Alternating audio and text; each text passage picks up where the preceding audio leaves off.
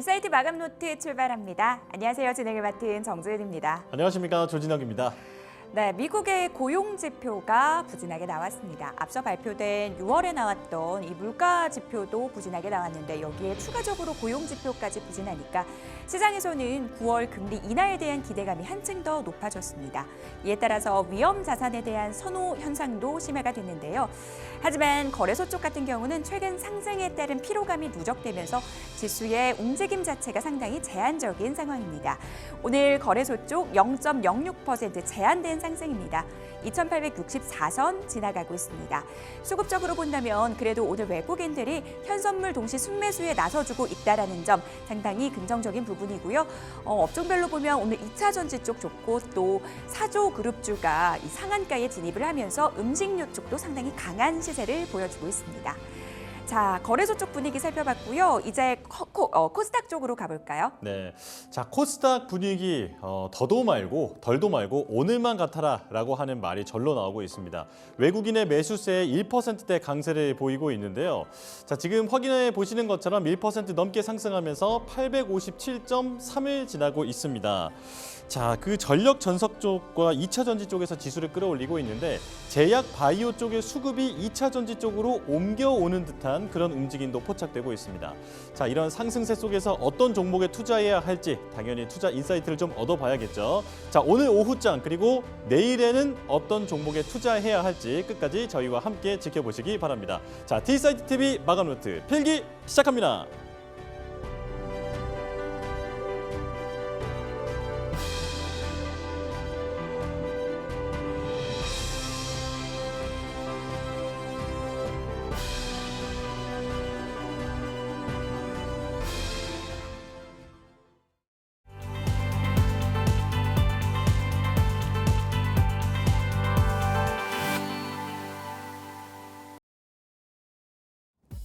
한 주를 출발하는 월요일 이슈노트 함께 하시죠. 오후장 어떤 이슈들이 관심을 끌고 있는지 점검을 해보고요. 꼼꼼하게 필기해 보도록 하겠습니다. 자, 하이투자증권 이화진 과장 함께합니다. 어서 오세요. 네, 안녕하세요. 과장님과 함께 시장 이야기 나눠보겠고요. 자, 오늘의 이슈 화면으로 확인해 보겠습니다. 자, 쏟아지는 호재, 바이오주 호재들 점검을 해보고요. 삼성이 반도체 공정에 로봇을 투입한다는 뉴스 나왔는데 로봇주 영향 점검해 보도록 하겠습니다. 자, 테슬라의 지속 상승이 나와주고 있는데 2차 전지주들 동조화 분위기 이끌어낼 수 있을지 이어가 보고요. 신작 기대감에 급등하고 있는 넥슨 게임주 이야기까지 나눠보도록 하겠습니다. 먼저 바이오주 얘기 나눠보도록 하겠습니다. 저는 요즘 바이오주 보다 보면 결 자체가 좀 바뀌지 않았나라는 생각이 많이 듭니다. 사실 예전에는요, 종목 호재 하나 나오면 전체적으로 오르고 이렇게 덩어리로 움직이는 모습을 보였는데 이제는 안 그렇더라고요. 가는 친구만 가고 그렇다 보니까 사실 체감하기로는 난이도가 좀 더 높아졌다라는 생각이 들기도 하는데 호재들 하나 좀 점검을 해볼까요? 네, 사실 바이오는 올해 상반기 때부터 분위기가 달라졌던 게 우리가 기존에 이제 한미약품이 글로벌 라이센스를 한 게 라이센스 아웃을 한 게 15년이었고 그 다음에 바이오시밀러, 셀트리온, 그 다음에 CDMO 사업까지 올라왔습니다.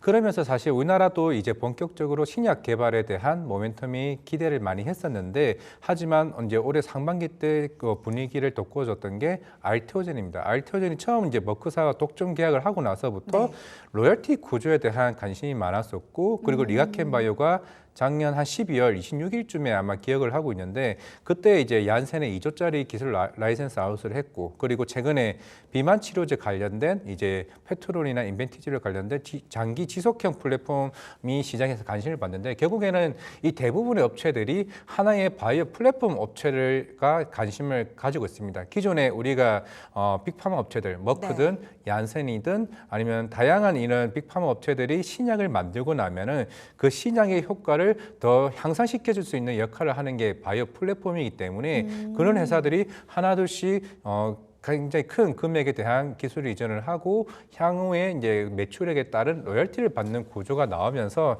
사실 물론 우리나라도 신약 개발은 있습니다. 뭐 HK 이노엔의 K캣도 있고 SK 바이오팜의 뭐 내전증 약 이제 관련된 에스코프리도 있는 상황이긴 하지만은 네. 결국에는 바이오 플랫폼의 매력도가 훨씬 더 크다 보니까 사실 아까 말씀하셨던 것처럼 제약 바이오 전부 다 올라가는 게 아니라 바이오 플랫폼 위주로 좀 상승 흐름이 좀 강하게 나오지 않았나 좀 생각을 하고 있습니다.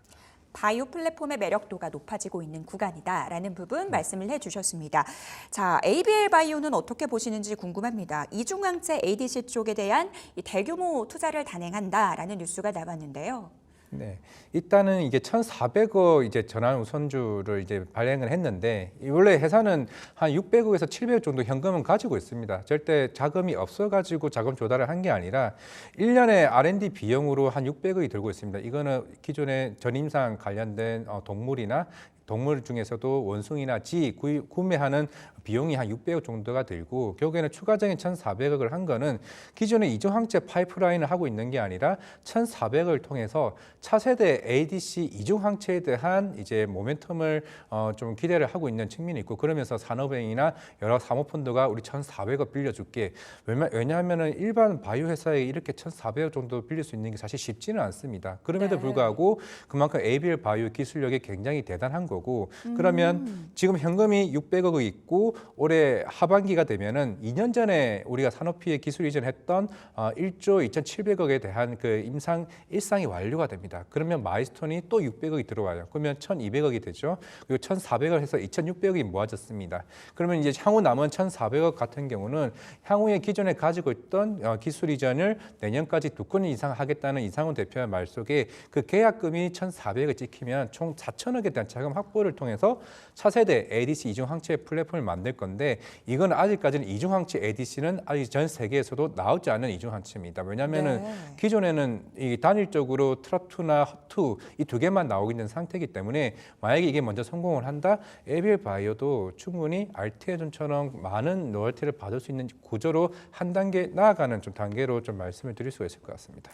독점적인 기술력, 일단 총알을 확보를 했기 때문에 이를 바탕으로 제2의 알테오젠이 될 수 있는 잠재력을 갖고 있다라는 부분 말씀 주셨습니다. 그러면 과장님께서는 바이오주 내에서 어떤 종목 보고 계신지 궁금해지는데 혹시 비만주 내에서도 보고 계신 종목이 있을까요? 네, 일단 페트론도 지금 봐야 되고 물 주가도 올라오고 있는데 네. 일반적으로 우리가 일라일리나 노보노디스크가 비만 치료제를 만들고 있습니다. 근데 이 회사들의 고민점이 항상 매주마다 일주일에 한 번씩 이제 주사를 맞아야 되는 건데 이거를 한 달에 한 번 아니면 두 달에 한 번, 세 달에 한 번씩으로 이 플랫폼을 만들어 줄 수 있는 게 페트론과 인벤티지랩의 기술력인데 물론 지금 작년 한 7월 달부터 계속 이제 기술 이전 계속 얘기가 나오고 있고 지금 MTA라고 하죠. 물질 이전 계약. 그러니까 이미 미리 후보 물질들을 가지고 와서 테스트를 하고 이 테스트가 끝나고 나면은 본격적인 기술 이전 계약이 나오게 됩니다. 아마 이게 하반기에 곧 나올 가능성이 있을 것으로 보이기 때문에 이건 이미 시장에서도 일랄일이 가능성이 높다 이 얘기가 나오고 있습니다. 만약 기술 이전 계약이 된다고 하게 되면은 페트론이든 인벤티지랩이든 본격적인 수익성이 크게 확대되는 구간이면서도 로열티를 받을 수 있는 구조로 갈 수 있는 현상이기 때문에 페트론도 최근에 주가가 많이 올라왔지만은 충분히 매력도는 더 강하게 나올 수도 있다 생각하고 있습니다. 알겠습니다. 근데 저번에 출연해 주셨을 때 알테오젠에 대한 코멘트 해주셨던 게 기억이 나요.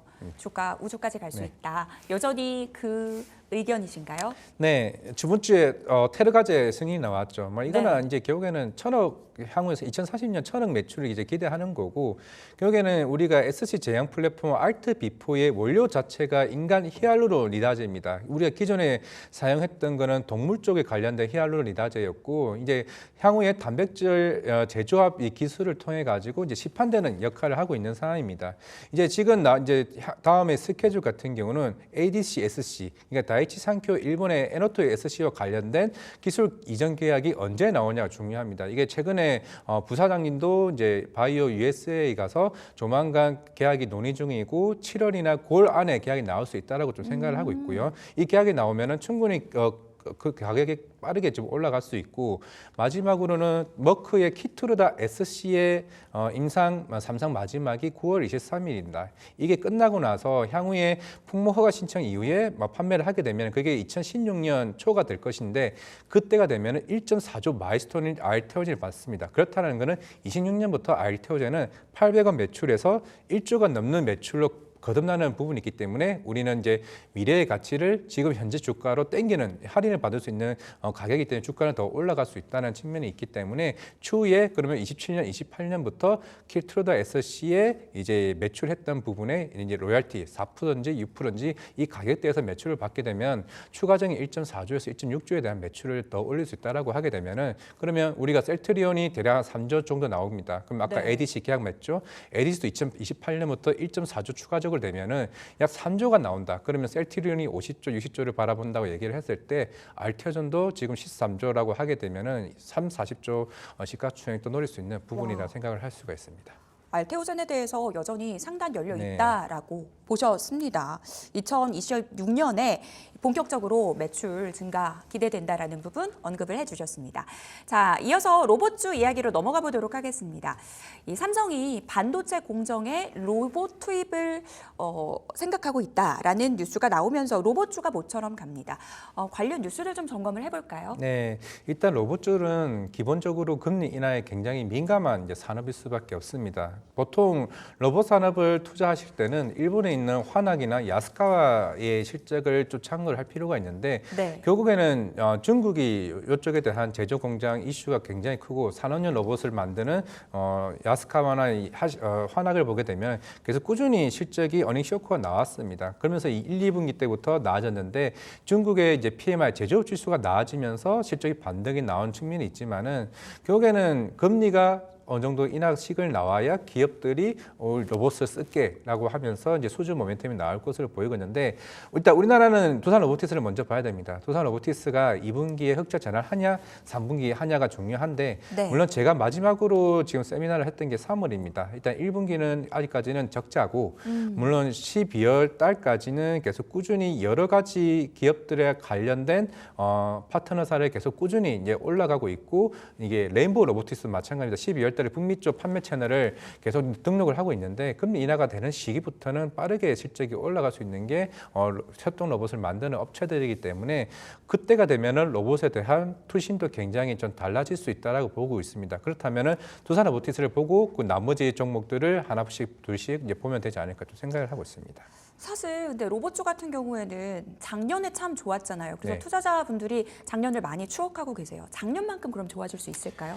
작년은 어떻게 보면 대기업들의 투자 모멘텀 아니면 정책의 모멘텀이 동시에 나왔기 때문에 네. 그런 하나의 테마로 이제 형성이 되었다면은 이건 지금 AI도 마찬가지입니다. AI 소프트도 마찬가지고 이제는 답을 해줘야 됩니다. 실적으로 그래서 너네 성장할 수 있어라는 걸 이제 먼저 실적을 보여줘야 되는 시기이기 때문에 물론 아직 두산 로보티스 물론 시장 규모가 아직 약하긴 하지만은 전반적으로 지금 유니버셜 로봇이나 대만의 이제 테크맨과 같이 그만큼 두산 로보티스도 하반기에 신제품을 만들고 있고 우리나라의 뭐 고피자나 뭐 교촌치킨이나 여러 가지 쪽에 대한 파트너사들과 함께 본격적으로 시장이 올라오고 있습니다.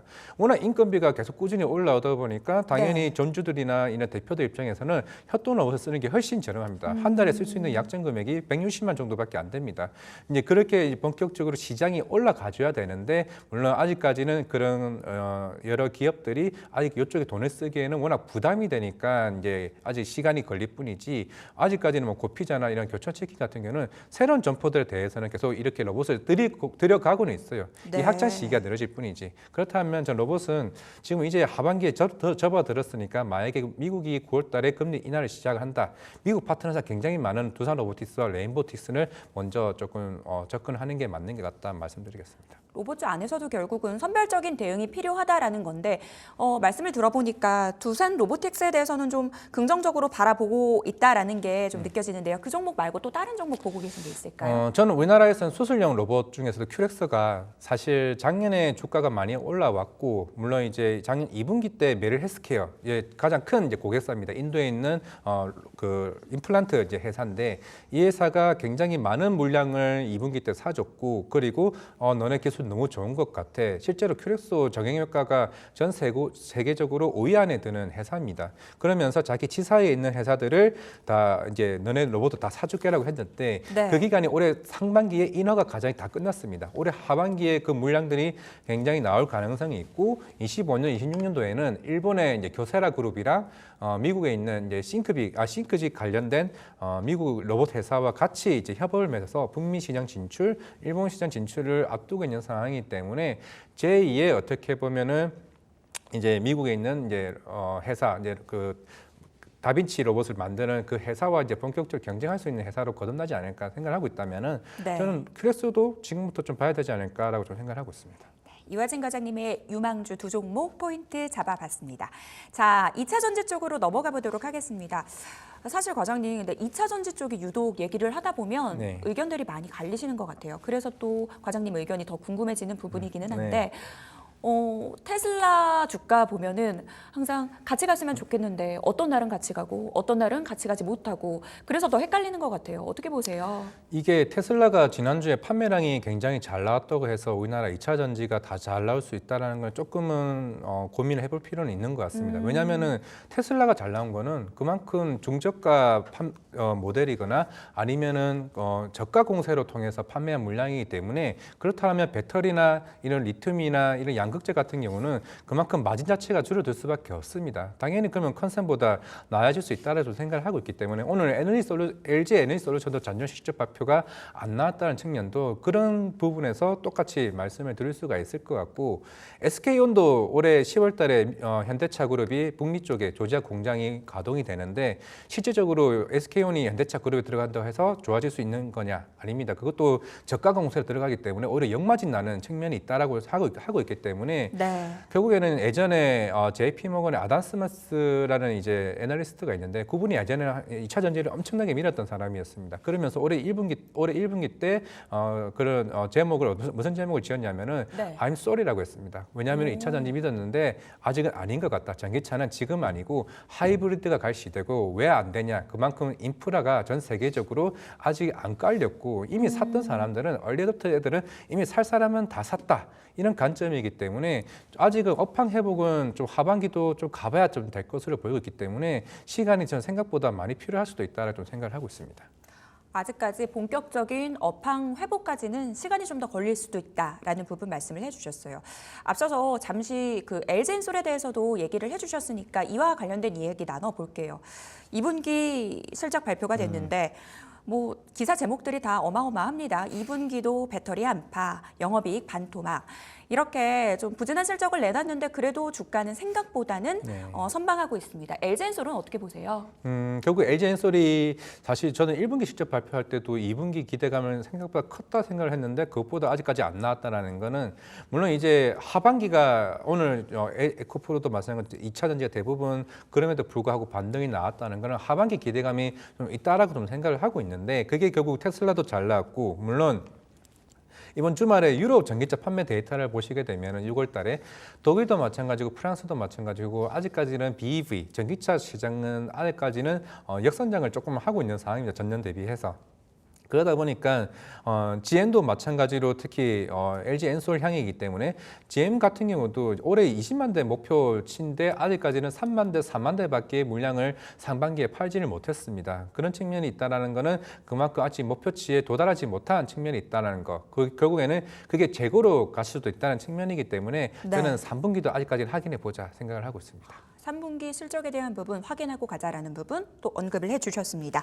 자, 그러면요 2차 전지 내에서 어떤 종목 보고 계세요? 결국에는 나노 신소재나 대주전자재를 좀 봐야 된다라고 좀 생각을 하고 있고 물론 CNT 도전재가 단순하게 우리나라 2차 전지 배터리만 좀 쓰이는 게 아니라 이거는 아직까지는 확정적인 측면은 아니지만은 향후에 애플 자체가 이제 모빌리티를 버리고 결국에는 기존의 모바일 쪽으로 좀 본격적인 성장을 간다라고 하게 되면은 결국에 기존에 있는 순수 실리콘을 대주전자재료가 들어가게 되고 그 대주전자재 들어가는 게 나노 신소재의 CNT 도전재입니다. 그렇다면 향후에 애플이 폴더블 쪽으로 본격적으로 이 시장에 들어온다고 가정했을 때 나노 신소재 CNT 도전재도 여기서 충분히 매출을 올릴 수 있는 구간이 될 수 있지 않을까라고 좀 생각을 하고 있기 때문에 단순하게 우리가 2차 전지만 보지 말고 나노 신소재에 대한 이 CNT 도전재의 특징을 좀 보자고 하게 되면은 매력이 있다 말씀드리겠습니다. 나노 신소재 더불어서 대주전자재료까지 또 언급을 해주셨습니다.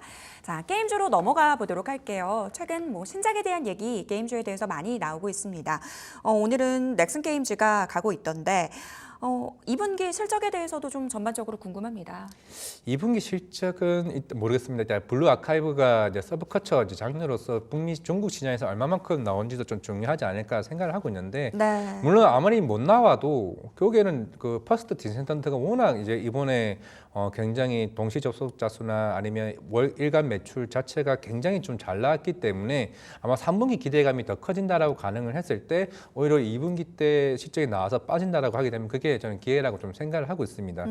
이번 퍼스트 디센턴트가 결국 단순히 그 회사만의 흥행이냐? 제가 봤을 때는 우리나라 K 게임에서도 우리나라 콘솔 시장이 접근을 할 수가 있구나는 걸 굉장히 보여주는 사례라고 생각을 하고 있습니다. 물론 그 전에 목요일날 상장하는 시프터 이제 그 스텔라 블레이드도 어떻게 보면 최초에 이제 일본 시장에서 1위를 한 부분이 있었는데 오히려 그 뒤에 나왔던 퍼스트 디센턴트가 워낙 이제 흥행을 하다 보니까 이걸 준비하고 있는 펄어비스나 아니면 NC 소프트나 네오지 등 다양한 이제 업체들에 관련된 기업들의 향후의 방향성이 충분히 맞을 수 있구나라는 측면이기 때문에 게임주들 생각보다 이번 3분기 때부터 분위기가 좀 다를 수는 있을 거라 좀 생각을 하고 있습니다. 이제는 분위기 변화 기대해봐도 된다라는 부분 말씀을 주셨어요. 근데 게임주 얘기할 때 많은 분들이 얘기하는 호재 중에 하나가 이 게임스컴입니다. 네. 개막 이후에 이 분위기가 어떻게 진행이 될지도 궁금해지는데 어떻게 보세요? 이게 뭐 도쿄 게임쇼 G스타 중에서도 가장 큰 이제 그 행사가 이번 게임스컴입니다. 독일 이제 켈린에서 열리게 되는데 항상 작년에도 이게 그때 만약에 펄어비스가 트레일러 영상만 보여줬었는데 만약에 이번 펄어비스가 붉은 사막을 게임 시연을 합니다. 시연을 했을 때 이게 유저들의 반응, 특히 인플루언서들의 반응이 굉장히 좋다라고 하게 되면은 지금 네. 주가에서 굉장히 한 단계 더 올라갈 수 있는 측면이 있습니다. 아까 알테아도 얘기했던 것처럼 미래의 가치를 주가를 지금 현재 가치로 당겨줄 수 있다 했죠.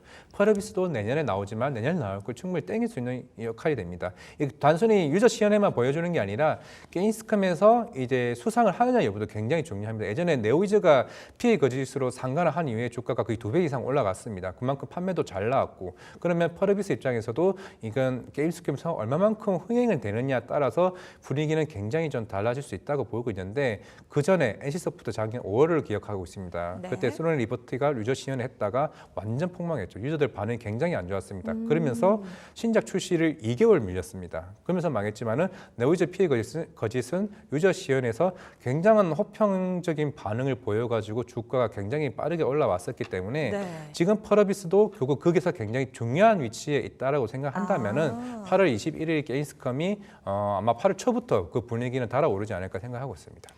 8월에 개막되는 게임스컴, 이 게임주 향방의 분수령이 될 수 있다라는 부분, 그 결과들, 내용들 주목을 해보셔야 될 것 같습니다. 자, 게임주 내에서 그러면은 펄어비스랑 또 어떤 종목 보고 계세요? 일단 넥스 게임즈도 충분히 이번 퍼스트 디센턴트에서 굉장히 잘 나왔었기 때문에 블루 아카이브 그리고 추가적으로 그 뒤에 나오는 신작들이 확실히 많이 나올 수 있는 측면에서 조금 분위기가 이제 무르익을 수 있다라고 좀 생각을 하고 있습니다. 그렇기 때문에 그동안 뭐 넥슨 게임즈 사실 블루 아카이브 이후에 주가가 좀 많이 좀 빠지긴 했었지만은 서브컬처 장르, 콘솔 장르 그리고 향후에 이제 중국 시장과 이제 해외 시장을 공략할 수 있다는 측면에서는 좀 넥슨 게임즈도 최근에 반등이 단순하게 단기적인 반등이 아니라 추세 방향에 대한 조금 흐름도 좀 지켜보는 흐름도 좀 봐야 되지 않을까 생각을 하고 있습니다. 알겠습니다. 이렇게 해서 게임주의 토픽 종목까지 이야기 들어봤습니다. 이화진 과장님과는 여기서 인사 나눌게요. 오늘 도움 말씀 감사합니다. 네, 감사합니다.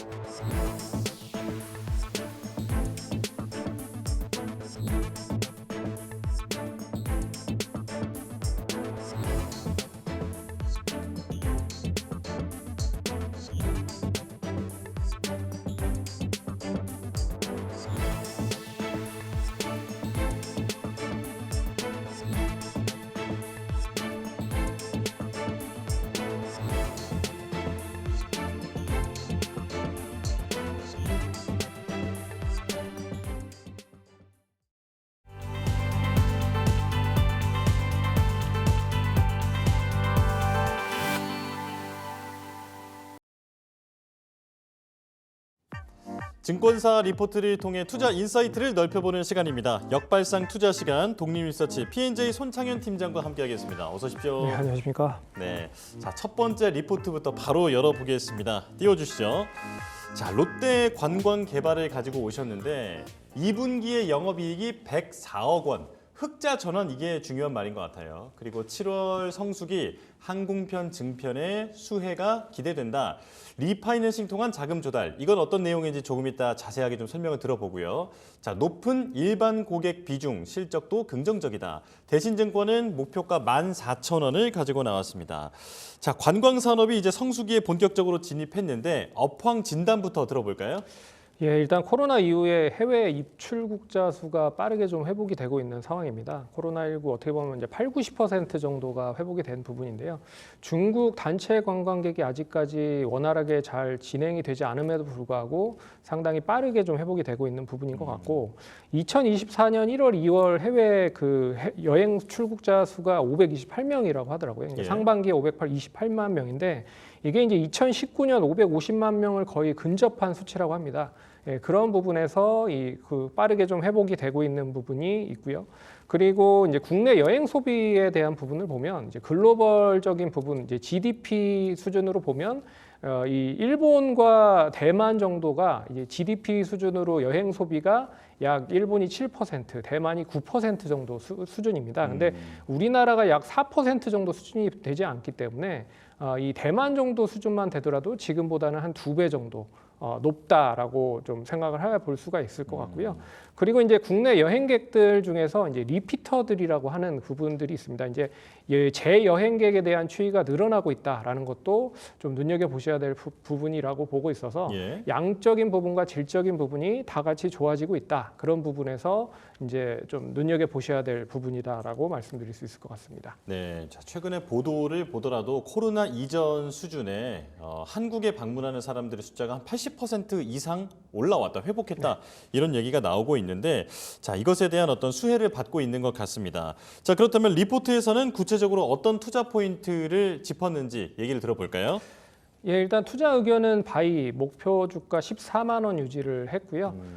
이 첫 번째 단락을 보시면 이제 항공편에 대한 증편에 따른 실적 성장과 11월 리파이낸싱에 대한 기대감이 있다라고 얘기가 나오고 있습니다.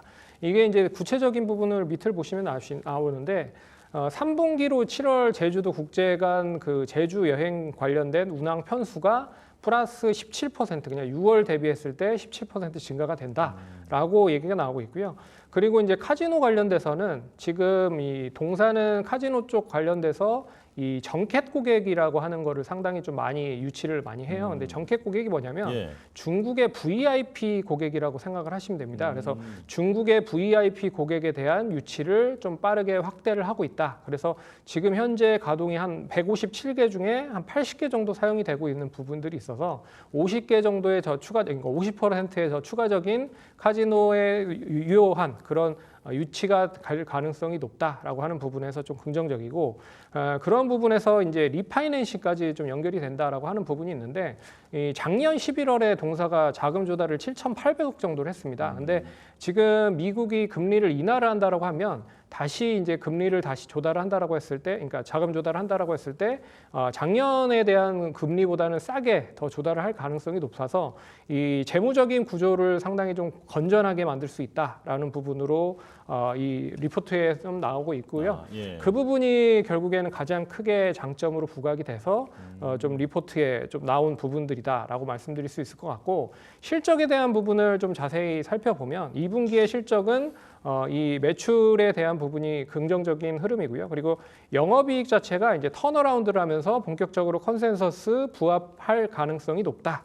이렇게 얘기가 나오고 있습니다. 그래서 2분기에 카지노에 대한 부분들이 좋아지고 있고요. 그리고 이 여행 관련된 부분, 여행 관련돼서도 동사가 좀 사업을 진행을 하고 있어요. 그래서 여행에 대한 구조조정은 어느 정도 마무리가 됐고 이제 크루즈선 관련돼서 5월과 9월에 여행 관련된 소비가 늘어날 수 있다라고 하는 부분과 그리고 3분기까지도 여행 관련된 부분이 안정적인 성장이 이어지면 카지노와 더불어서 여행, 호텔 관련된 부분까지 연결이 되면서 실적은 좀 좋아질 수 있다라고 하는 리포트에 대한 요약인 것 같습니다. 예, 전체적으로 다 좋아진다라는 얘기가 있는데 저는 이제 궁금한 게 조금 전에 코로나 이전 수준의 네. 한 80% 정도까지 한국 방문객들이 회복했다라고 말씀해 주셨는데 중국 쪽은 아직 완전히 올라오진 않았나 보죠? 중국은 이제 단체 관광객이 언제 활발하게 좀 형성이 되는지가 관건인 것 같아요. 근데 예, 지금 중국 관광객들을 보시면 대부분 이제 소규모로 한 명, 두 명씩 이제 소규모로 오시는 분들이 많아요. 예전 같이 그 버스를 한 대, 뭐 두 대, 세 대 뭐 이렇게 단체 관광객으로 오시는 분들이 좀 제한적이었다는 거죠. 예. 그래서 만약에 이제 단체 관광객이 허용이 되고 이 중국에 대한 단체 관광객이 허용이 되면 이거보다는 더 빠르게 좀 회복이 될 가능성이 높다. 그런 부분에서 좀 이 단체 관광에 대한 유무가 엄청나게 좀 기준이 될 그런 가능성이 큰 것 같습니다. 네, 중국의 단체 관광이 허용되는 것 이게 또 하나의 성장 모멘텀이 될 것으로 보이고요. 자, 그렇다면 리포트에는 없는 추가 투자 포인트도 들어보겠습니다. 예, 이 환율에 대한 영향이 가장 크게 민감하게 환율이요? 작용이 될 수 있을 것 같아요. 예. 이게 왜냐면 최근에 이제 엔화가 엄청나게 많이 하락을 하고 있는 상황입니다. 그래서 우리나라에서 뭐 일본으로 엄청나게 지금 관광객이 많이 늘어나고 있는 상황이고 글로벌로 봤을 때도 이 일본에 여행을 가려고 하는 수요가 엄청나게 많이 증가가 되고 있는 거죠. 그런 부분에서 만약에 이제 미국이 금리를 인하한다라고 하면 이 원화에 대한 가치도 다른 타국가에 비했을 때 가격이 좀 떨어질 가능성이 높다라는 부분에서 이제 그들이 우리나라 쪽에 많이 이제 이 입국을 할 가능성이 높아진다라고 좀 말씀드릴 수 있을 것 같고요. 입국에 대한 부분이 늘어나면 당연히 뭐 제주도에 대한 입국자 수도 늘어날 가능성이 높은 거죠. 근데 제주도가 지리적인 위치가 엄청나게 좋은 게 뭐냐면 이 동남아 쪽과 중국과 일본 쪽에 거의 교집합적인 부분의 그러니까 부분으로 이제 갈 수 있다는 거죠. 그래서 두세 시간 안에 이 대부분 제주도를 이제 입국을 할 수가 있고 그리고 이제 무비자라고 하는 것도 상당히 좀 매력적인 부분입니다. 다른 나라 같은 경우는 비자를 받아야 되는 번거로움이 있지만 이제 제주도를 입국을 하면 무비자예요. 그래서 무비자를 받고 30일 동안 체류할 수 있다라고 보고 있어서 그만큼 뭐 이 단계적인 부분에서 제외가 됐다. 그만큼 올라오기가 편하다라고 보고 있고 그리고 이 가장 좀 긍정적인 부분은 여기에 이제 제주도 공항에서 내려서 바로 롯데호텔까지 한 10분에서 20분밖에 가지 않는다는 거죠. 그래서 도심 속에 있다라고 하는 부분도 긍정적이고 거기에 이제 아직까지 허용이 되지 않고 있는 중국 단체 관광객 확대가 된다라고 하면 조금 뭐 퍼포먼스가 좀 더 실적 대비했을 때 커질 수 있다라고 볼 수 있어서 이런 부분들을 좀 잘 유념하게 보시면 좋겠다라고 말씀드리겠습니다. 네, 자 중국의 단체 관광 허용 이게 이제 큰 이슈가 될 것으로 보이는데요.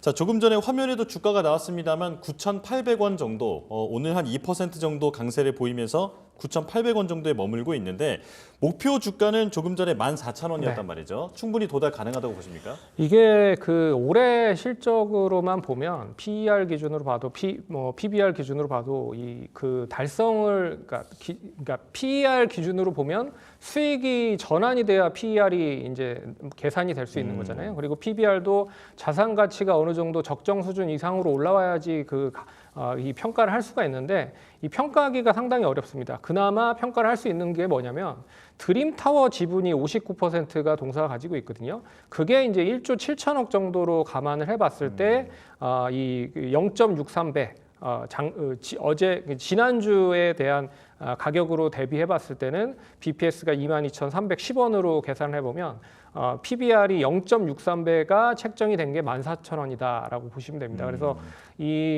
지금 이제 PER 기준이 얼마만큼 빠르게 회복이 되는지가 관건일 것 같긴 하지만 이 PBR은 내후년 정도, 그러니까 내년 정도 하반기까지는 가야 어느 정도 궤도권에 좀 도달하지 않을까 그렇게 보고 있고요.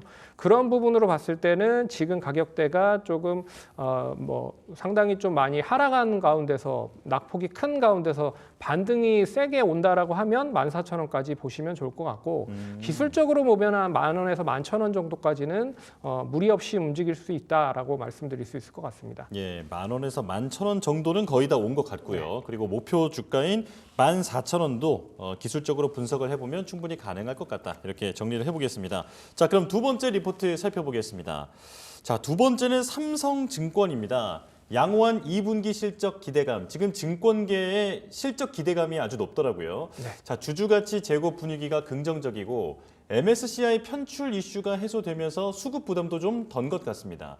자, 기저 효과 바탕 강한 주가 상승 이것도 적혀 있네요. 자, NH투자증권인데 목표가는 58,000원 상향했습니다. 기존보다 상향했군요. 자, 밸류업 프로그램의 그 수혜를 받는 쪽, 이제 금융주로 볼 수 있는데 증권가 쪽으로 좀 온기가 확산하는 분위기다 이렇게 이해하면 될까요? 예, 그 최근에 이제 그 저밸류업 관련된 부분에 있어서 보험주와 은행주가 상당히 많이 올랐어요. 예. 증권주는 그런 부분에 있어서 좀 덜 올랐다라고 하는 부분들이 좀 이슈가 될 수 있다라고 말씀드릴 수 있을 것 같고요. 그리고 이제 그 밸류업 관련된 프로그램이 이 패시브 자금이 어느 정도 들어오기 위한 전제 조건을 깔아놨다라고 볼 수가 있습니다. 그래서 ETF라든지 여러 가지 상품을 이 저PBR 관련주들로 이제 묶어서 패시브 자금을 운영을 할 수 있다라는 부분에서 좀 긍정적이라고 볼 수 있을 것 같고요. 그리고 정부도 뭐 세제 혜택이나 지원 사업 등을 계속적으로 꾸준하게 진행을 한다라고 하고 있어서 이게 단기간에 끝날 것 같지는 않은 그런 부분이다라고 말씀드릴 수 있을 것 같고, 그리고 이제 일본에서 이 저PBR 관련돼서도 이 이야기를 하면서 PBR 0점 몇 배 수준이 1배 수준까지는 다 올라갔었던 그런 모습들을 보였다라고 보고 있어서 그런 부분들이 조금 우리나라 쪽에도 뭐 저PBR 관련주들로 움직이는 게 아닌가라고 말씀드릴 수 있을 것 같고요. 증권주에서 거기에서 더 관심을 갖고 있는 부분은 역시 이제 실적 대비해 봤을 때 가장 못 오른 쪽이 보험, 은행, 증권 쪽에 증권이 가장 크지 않을까라고 하는 부분들이 있고요. 그리고 또 글로벌 주식 시장을 보시면 해외 주식 특히 보시면 다우 지수와 나스닥 지수가 엄청나게 고점 갱신을 하고 있는 상황입니다. 네. 그런 부분에서 우리나라도 개인 투자자들도 해외 쪽 미국 시장에 엄청나게 많이 투자를 하고 있어서 그런 부분들에 대한 수혜와 그리고 더불어서 이 연말내 배당에 대한 특수도 있다라고 좀 보고 있어서 이런 부분들을 다 종합을 해서 보면 증권과 관련돼서도 좀 눈여겨 보셔야 될 필요가 있지 않을까 그렇게 좀 말씀드리겠습니다. 네. 정리하자면 실적은 탄탄한데 덜 오른 밸류업 수혜주다 이렇게 정리해 보면 좋을 것 같은데요. 자, 리포트를 좀 더 들여다보면서 설명 들어보겠습니다. 예, 리포트는 첫 번째 이제 하반기가 더 기대된다라고 얘기가 나오고 있습니다. 이거는 예. 이제 주주 환원 정책으로 배당 성향을 동사가 35에서 50%를 계속적으로 하고 있다라는 부분에서 하반기에 밸류업이 그 정책이 조금 더 공시가 되고 배당 확대를 좀 한다라고 하면 동사 상당히 수혜가 될 것이다라고 얘기가 나오고 있고요. 그리고 1분기에 이어 2분기도 서프라이즈가 예상이 된다라고 얘기가 나오고 있습니다. 그래서 동사는 이 지배순이익 관련돼서도 상당히 긍정적인 부분이고요. 특히나 다른 타 증권사에 비해서 이 저축은행이나 캐피탈 등 이제 PF 관련된 자금에 대한 충당금이 없다라고 거의 없다라고 하는 게 가장 큰 장점인 것 같아서 그래서 이 PF 영향 관련돼서 이 작년에 다른 타증권사들에 대한 실적 부진을 그러니까 부진한 실적을 보시면 미래에셋이 마이너스 1,579억을 4분기 때 기록을 했고요.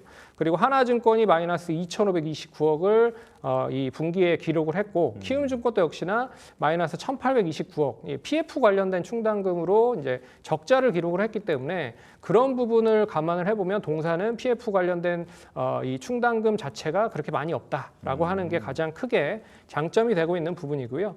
그래서 구체적인 부분을 실적으로 보시면 이 IB 쪽 관련돼서 손익 관련된 부분이 579억 정도. 그래서 4월에 송도개발 사업 계약과 그리고 지우형 인수금융 관련된 부분들의 수익이 있고요.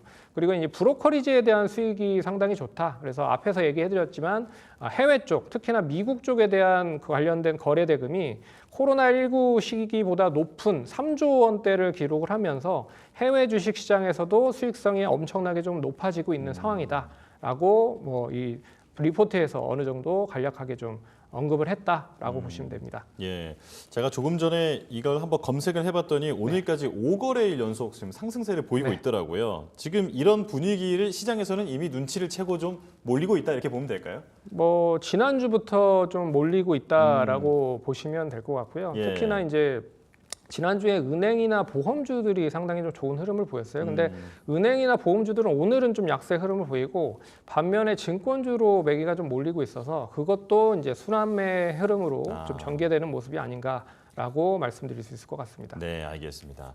자, 그렇다면 리포트에서는 다루지 않을 추가적으로 확인해야 할 투자 포인트도 짚어주시죠.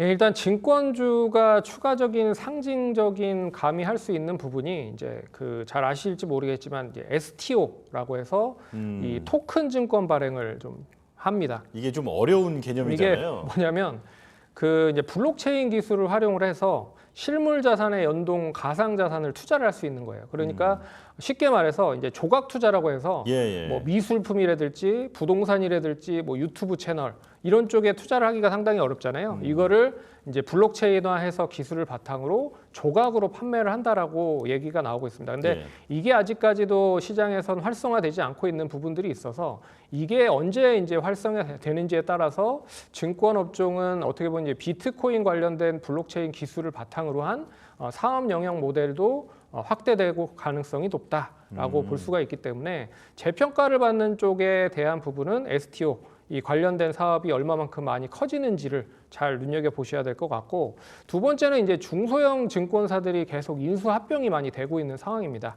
이건 뭐냐면 이제 규모의 경제를 계속 맞추기 위해서 이 그 증권회사에 있어서는 IB 쪽, 인베스트먼트 뱅킹 쪽으로 계속 확대를 하고 있는 상황이에요. 근데 그럼에도 불구하고 아직까지도 해외 쪽 뭐 JP모건이나 뭐 여러 가지 업체들에 비해서 우리나라 업체들 증권회사 업체들이 규모가 엄청나게 작습니다.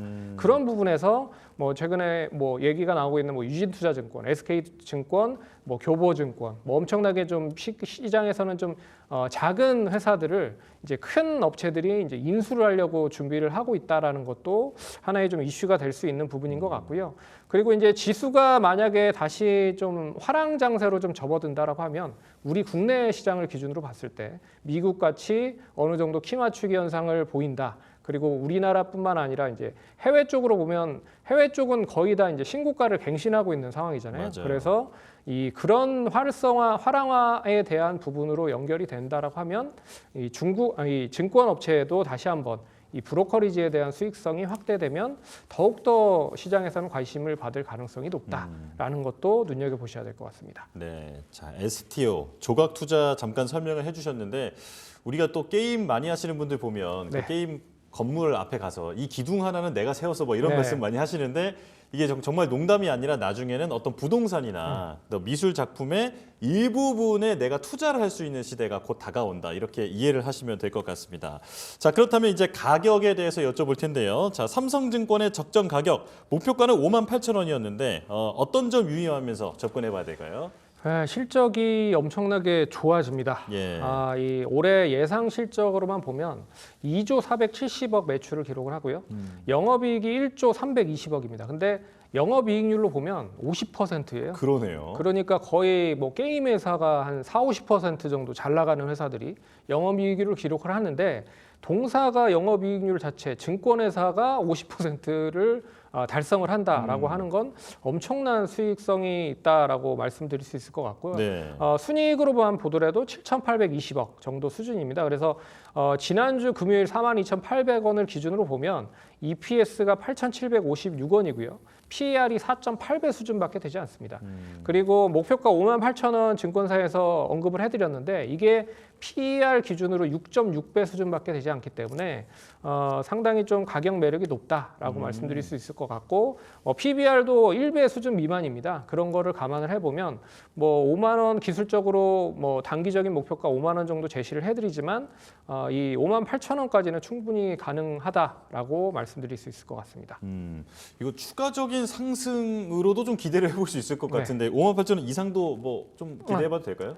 충분히 가능할 수 있을 것 같다라고 말씀드릴 수 있을 것 같고요. 한 예. 뭐 10배 정도 수준만 해도 87,000원이에요. 와. 네, 그래서 뭐 지금 가격보다는 뭐 가격 매력이 좀 있죠. 그래서 이게 이제 그 증권회사들이 PER을 10배 정도 받는 경우가 거의 없거든요. 예. 근데 시장이 좀 화랑기에 좀 접어들고 우리나라 시장이 다시 3,000포인트 코스피 기준으로 3,000포인트를 좀 돌파하는 시도가 나오면 이 주식 증권 쪽 관련된 업체들도 다시 한번 이제 재평가를 받을 가능성이 높아서 좀 긍정적인 흐름으로 뭐 전개될 수도 있다라고 해서 아주 그렇게 뜬금없는 건 아니다. 실적이 예. 뒷받침이 되기 때문에 적정 수준으로 움직이는 건 당연하다라고 말씀드리겠습니다. 네. 지수 강세 국면이 꼭 좀 찾아왔으면 좋겠습니다. 자, 이제 세 번째 리포트 바로 열어보겠습니다. 자, 이번엔 코스맥스를 가지고 오셨는데요. 2분기 실적이 기대치에 부합할 것으로 보인다. 국내, 동남아 고객사의 강한 매출 성장, 미국과 중국의 매출이 전년 대비해서는 소폭 하락할 것으로 보이고요.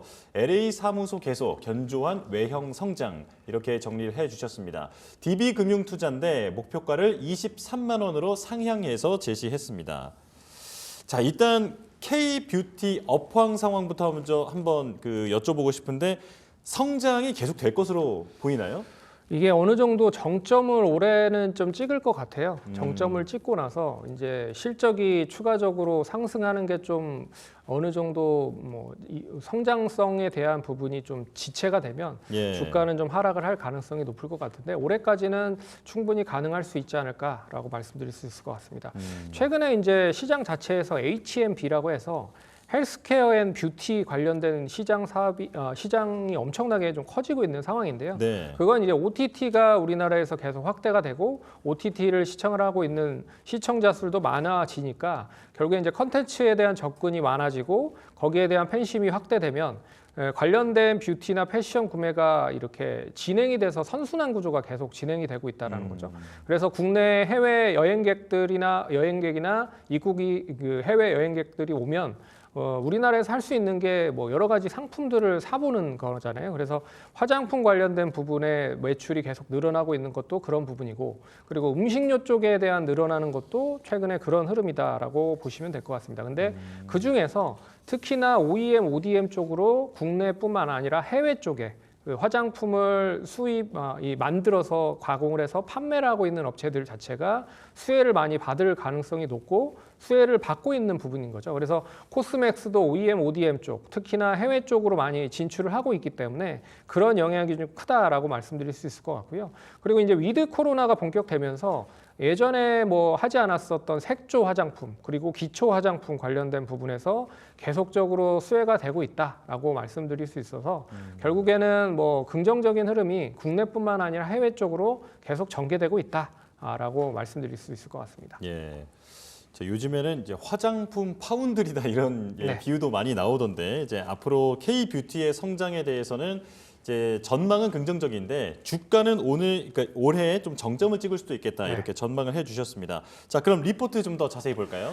예, 보시면 이제 2분기에 대한 실적에 대한 거에 나옵니다. 그래서 2분기에 연결로 5,714억 매출을 기록을 하고요. 영업이익은 581억 달성을 할 거다. 근데 국내와 동남아 쪽에 대한 고객 서양이 상당히 좀 긍정적으로 이어지면서 매출 성장이 된다. 그리고 중국과 미국은 일단 이미 주가가 먼저 이제 매출이 앞선 부분에서 올라왔기 때문에 소폭 좀 줄어들 거다라고 하는 부분들이 있습니다. 그리고 세부적인 내용을 좀 보시면 조금 더 명확하게 아실 수 있을 것 같아요. 그래서 국내 쪽은 국내 고객사의 내수 매출에 대한 부분과 수출 모두 고성장을 기록을 하고 있다라는 부분이 좀 긍정적이고요. 중국은 상해법인이 좀 부진하지만 광저우 쪽 관련돼서 외형 성장이 이루어지고 있다. 하지만 전체적인 부분으로 봤을 때는 조금 매출에 대한 부분은 감소가 된다라고 나오고 있고요. 미국은 매출이 한 마이너스 5% 정도 플랫하게 하지만 조금 떨어질 수 있다라고 얘기가 나오고 있고요. 반면에 이제 동남아 시장이 엄청나게 급성장을 하고 있다라고 얘기가 나오고 있습니다. 인도네시아가 26%, 태국이 83% 예. 전년 동기에 봤을 때 매출 성장을 일으키고 있기 때문에 결국에 이 동남아 쪽 관련된 부분에 대한 매출이 엄청나게 커지고 있고 중국이라든지 미국에 대한 부분은 조금 줄어든 그런 부분들이 있다라고 리포트를 보시면 될 것 같습니다. 근데 이 K뷰티 얘기가 나올 때마다 항상 침투율이라는 얘기가 좀 많이 나오지 않습니까? 그러니까 미국 시장에서의 침투율, 쉽게 말하면 어떤 시장 점유율 같은 부분에서는 아직까지는 이렇게 높지는 않은 것 같은데 상황 한번 짚어주실까요? 예, 침투율은 이제 국내 쪽에 대한 해외 쪽에 그러니까 국내 시장에가 원체 포화가 됐기 때문에 이 화장품 관련된 업체들이 이제 중국으로 눈을 돌리면서 몇 년 전만 해도 중국 쪽에 상당 부분 많이 투자를 많이 했었습니다. 근데 중국에서는 이 여러 가지 사업들을 자체적으로 이제 끌어올리기 위해서 시간을 좀 벌어놓죠. 그런 다음에 자체 로컬화를 엄청 키운 다음에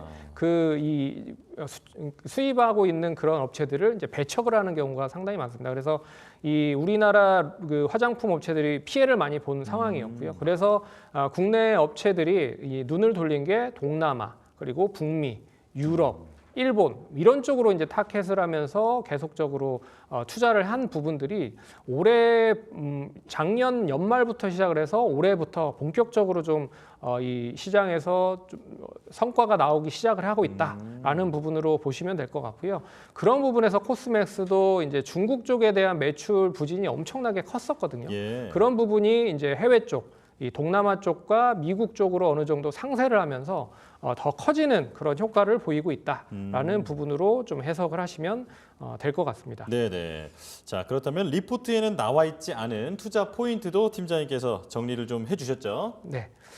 일단 리포트에서 나와 있지만 투자에 대한 부분을 보시면 이제 해외 쪽에 대한 부분들이 역시나 엄청나게 좀 커지고 있는 상황입니다. 그래서 네. 국내보다는 해외 쪽에 대한 매출이 어느 정도 이어지고 있는 쪽, 그리고 매출에 대한 다각화가 화장품에서도 이어지고 있다라는 부분을 보시면 될 것 같고요. 예. 그리고 이제 인디 화장품에 대한 관심이 상당히 많이 증가가 되고 있다라는 것도 눈여겨 보셔야 될 것 같습니다. 이건 뭐냐면 이제 국내는 올리브영이고요. 미국은 이제 울트라 뷰티라고 하는 그런 이제 매장을 이용을 해서 저가형 상품을 엄청나게 많이 판매가 되고 있다는 거예요. 그래서 예전에는 원 브랜드 샵이라고 해서 만약에 아모레퍼시픽이 샵을 만들면 아모레퍼시픽 제품만 판매를 하는 부분들이 있지만 국내 쪽을 보시면 이제 올리브영이라는 하는 회사가 여러 가지 저가형 제품들을 깔고 이제 판매를 한다는 거죠. 그래서 멀티 브랜드 샵으로 확대를 하고 있다라는 게 국내와 더불어서 해외 쪽에도 그런 부분들이 이어지고 있는 부분들이고요.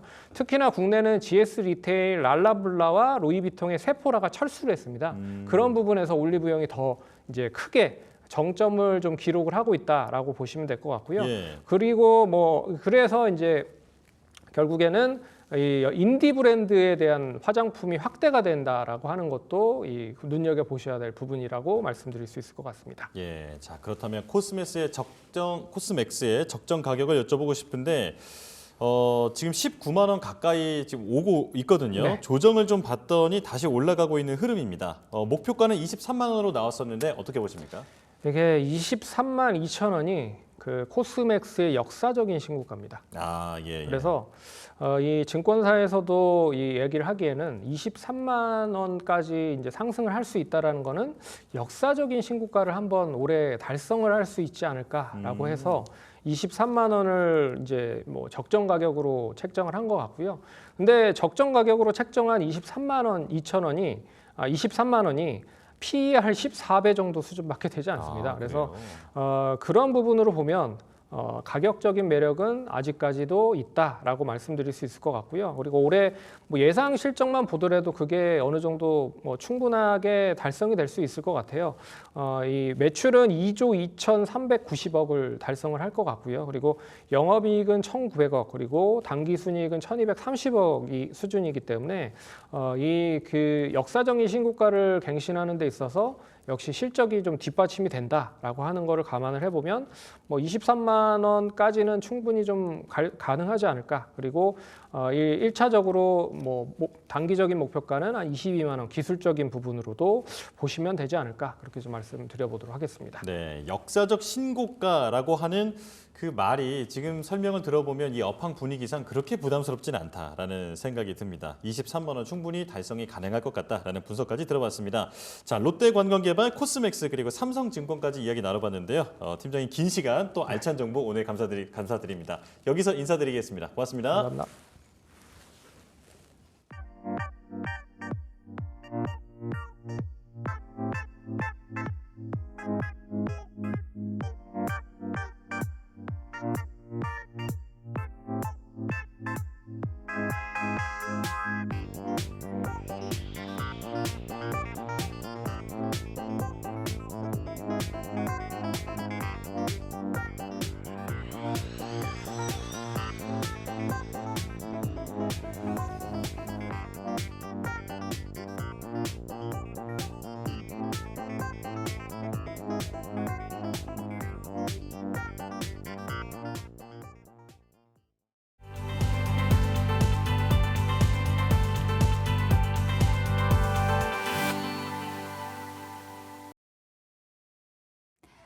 여러분들의 수익률을 끌어올리드리는 코너죠. 수익사항 시간입니다. 딜사이트에서 최고의 전문가들과 함께하는 수익률 대결 오늘도 이어집니다. 자, 이재진 전문가 연결해서 종목 이야기 들어보도록 하겠습니다. 전문가님 안녕하세요. 안녕하세요. 반갑습니다. 네, 한 주를 출발하는 월요일입니다. 오늘의 종목 공개해 주시죠. 오늘 시청자 여러분들께 말씀드릴 종목은 폴라리스 오피스라는 기업입니다. 해당 기업이 현재 주목받을 만한 가능성이 높아 보인다라고 생각했던 이유는 최근 업황 흐름에 있는데요. 시장 자체가 원래 SK 하이닉스 위주에서 움직이고 있었던 시장이었습니다. 정확하게는 이제 미국의 엔비디아를 기반해서 주가가 움직이는 시장이었죠. 하지만 최근 어떻게 됐죠? 삼성전자도 따라서 외국인 수급이 들어오면서 올라가는 모습을 보여줬죠. 원래는 1등주만 움직이고 2등주는 잘 안 움직이던 시장이었는데 드디어 1등주가 조금 주춤하기 시작하니까 2등주도 같이 움직이기 시작한 시장이 왔다라고 시청자 여러분께 생각을 하시면 되겠습니다. 특히나 2등주들 중에서도 삼성전자의 주가 상승은 큰 의미가 있는데요. 우리나라 국내 대기업들 그리고 중소기업들도 다 삼성에 기반해서 서비스라든가 다양한 컨텐츠들을 준비하는 기업들이 워낙에 많기 때문에 국내에서 삼성의 주가가 움직인다는 것은 굉장히 큰 의미가 있습니다. 그들 중에서 삼성이 최근 들어서 가장 잘하고 있는 것이 하나 있다고 한다면 AI 스마트폰 분야이죠. 애플보다 한 걸음 더 빠르게 AI 스마트폰을 내놓게 되면서 새로운 AI 서비스들을 하나씩 내놓기 시작했습니다. 그러면서 핸드폰에 온디바이스 AI라고 해서 핸드폰 내에서도 AI 기능을 사용할 수 있는 반도체 칩을 심기 시작했는데요. 그에 따라서 AI 서비스를 구현하는 기업들이 이제 곧 삼성의 핸드폰에서도 다양한 서비스를 출시할 수 있을 것으로 현재 보여집니다. 게다가 이에 따른 흐름이 빠르게 이어지자 애플도 삼성이 혼자 나아가는 것을 보고 있지만은 않죠. 애플도 같이 AI 서비스를 출시할 수 있도록 반도체나 기반을 마련하기 시작했고요. 그에 따라서 관련된 기업, AI 서비스를 내놓는 기업, 바로 폴라리스 오피스가 주목받을 가능성이 매우 높다라고 현재 봤습니다. 오늘 코스피 증시는 특히 많이 움직이진 않았지만 코스닥 증시 위주로 많이 움직이고 있다는 말이죠. 그래서 우리가 중소형 기업들 중에서 특히나 현재 모바일 핸드폰 AI 시장에서 가장 주목받을 수 있을 만한 기업 폴라리스 오피스 지금부터 여러분들께 설명드리면 될 것 같아요. 폴라리스 오피스는 일단은 앞서 말씀드렸듯이 9월 달에 애플이 AI 스마트폰을 내놓게 됐을 때 엄청난 수혜를 볼 수 있을 만한 기업입니다. 실제 앱스토어라든가 플레이스토어에서도 평점이 굉장히 괜찮은 편이에요. 문서 부분에서. 그리고 실제 이 폴라리스 오피스가 더 주목해볼 만한 게 뭐냐면 바로 올 여름 폴라리스 오피스의 AI 기능을 바로 챗 GPT, 오픈 AI의 챗 GPT를 기반해서 서비스가 만들어진단 말이죠. 그럼 오픈 AI의 기능이 성장하면 폴라리스 오피스의 기능도 성장할 가능성이 높은 거예요. 그런데 이 오픈 AI, 근본적인 기술을 발표한 이 오픈 AI가 바로 GPT-5 새로운 버전을 이제 곧 공개하게 됩니다. 이제 검사 테스트 들어가는 게 한 6월쯤 됐다라고 5월, 6월쯤 테스트에 들어갔기 때문에 3개월 뒤인 올 여름쯤 뭐 정확한 기간으로는 8월에서 9월 사이에 GPT-5 출시 예정입니다. 해당 서비스가 출시가 되면은 폴라리스 오피스에 앞서 말씀드렸듯이 기능의 강화에 엄청난 도움이 되기 때문에 시청자 여러분들께서 관련 종목으로 움직일 수 있다는 부분 체크해 주셨으면 좋겠고요. 그리고 최근에는 국내 시장뿐만 아니라 해외 시장도 좀 노리고 있습니다. 일본에도 AI 클라우드 서비스를 출시하고 해외 지금 현재 영업에 본격적으로 들어가면서 매출 성장도 더욱더 많이 기대가 돼요. 안 그래도 AI 기업들 중에 돈 버는 기업 몇 없거든요. 그들 중에서도 거의 유일하게 독보적인 성장을 보이면서 폴라리스 오피스가 좀 두각을 나타내고 있으니까 관련된 종목, 좀 AI 관련 종목들 중에서 난 아직까지 좀 덜 움직이는 종목 없을까? 좀 저점에서 이제 막 올라온 종목 없을까? 고민하시는 분들은 폴라리스 오피스를 관심 가지고 지켜보시면 좋을 것 같습니다. 가격 전략을 바로 말씀드리면 좋을 것 같은데요. 화면 보시면서 말씀드릴게요. 폴라리스 오피스, 잠시만요. 폴라리스 오피스 같은 경우에는 지금 주가가 한 차례 강하게 상승이 나온 다음에 한번 지금 주가가 꽤 많이 조정을 받았습니다. 보시면 최근에도 잠깐 상승이 있었지만 시장이 워낙에 안 좋아가지고 잠시 밀렸었거든요. 현재 장기 이평선 부근 지지를 받고 있기 때문에 현재 자리에서 순저가를 딱 짧게 잡고 공략하시기 매우 좋은 자리라고 생각하시면 될 것 같아요. 해당 자리에서는 매수가는 7,200원 자리, 조금 더 눌림목이 나왔을 때 매수 들어가시고요. 목표가는 8,000원 자리로 단기 상승 한번 노려보시고요. 손절가는 7,000원 자리, 정말 짧게 잡고 가셔도 시청자 여러분께서 공략할 만한 종목이라고 생각이 돼서 눌림목 공략 폴라리스 오피스 제시해 드렸습니다. 이재진 전문가와는 여기서 인사 나누겠습니다. 오늘 도움 말씀 감사합니다. 네, 이재진 전문가의 종목 다시 한번 포인트 정리를 해보도록 하겠습니다. 이 AI 폰 출시에 따른 수혜가 예상된다라는 부분 말씀을 해주셨고요. 무엇보다도 이 AI 관련주 중에 아직 오르지 않았기 때문에 가격적인 매력이 부각될 수 있다라는 부분 언급을 해주셨습니다. 이 종목은 좀 방망이를 짧게 잡고 대응해보자라는 말씀 주셨는데요. 목표가 8,000원, 손절가 7,000원 잡고 대응해보도록 하겠습니다. 자, 다음은요. 김동석 전문가 연결해 보도록 하겠습니다. 전문가님 안녕하세요. 네, 반갑습니다. 네, 오늘은 지난번에 소개해 주셨던 종목을 다시 한번 소개해 주신다고요? 네, 지난번에 제가 말씀드렸던 종목이 워트라는 기업이었는데 그 워트라는 기업이 매수가를 그 당시에 14,700원을 드렸습니다. 근데 그 14,700원이 천천히 내려오면서 매수가가 안 오다가 드디어 이번에 매수가를 터치했다라 보시면 될 것 같고요. 그래서 지금부터 우리가 워트가 반등 나올 수 있을 만한 구간이 아닐까 하면서 매수 구간이 왔을 때 이번에 다시 한번 말씀드리려고 가지고 왔습니다. 아시겠지만 워트 같은 경우에는 우리가 말씀드렸던 대로 소정밀 온습도 제어 장비입니다. 이 온도와 습도를 정밀하게 제어하는 이유가 뭐겠습니까? 아시겠지만 우리 반도체 수요를 올리기 위해서라고 말씀드릴 수 있을 것 같은데, 아니 근데 이 온습도까지 제어할 정도면 얼마나 미세해야 되냐라고 한다면 이번에 삼성전자와 TSMC가 싸우고 있는 바로 나노공정이라고 보시면 될 것 같습니다. 이번에 삼성전자가 이 파운드리 포럼을 열게 됩니다. 9일날 코엑스에서 진행이 되는데 그 파운드리 포럼에서 얘기하기를 우리는 이번에 TSMC를 3나노까지는 졌지만 2나노부터 3나노 이하 공정부터는 우리가 이기겠다라고 얘기를 하고 있는 상태입니다. 어떻게 그럴 수 있냐라고 한다면은 이번에 GAA 공정으로 이겨보겠다라고 하는 거죠.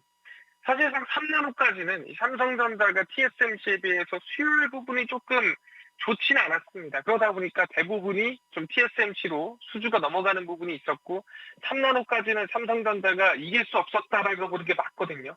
근데 중요한 거는 삼성전자가 수율보다는 우리 기술력을 먼저 앞서 나가자라는 계획에 이번에 GAA를 먼저 TSMC보다 2나노 공정에 넣기로 했다라는 거죠. 그래서 GAA가 뭐냐? 게이트올 어라운드란 뜻이고요.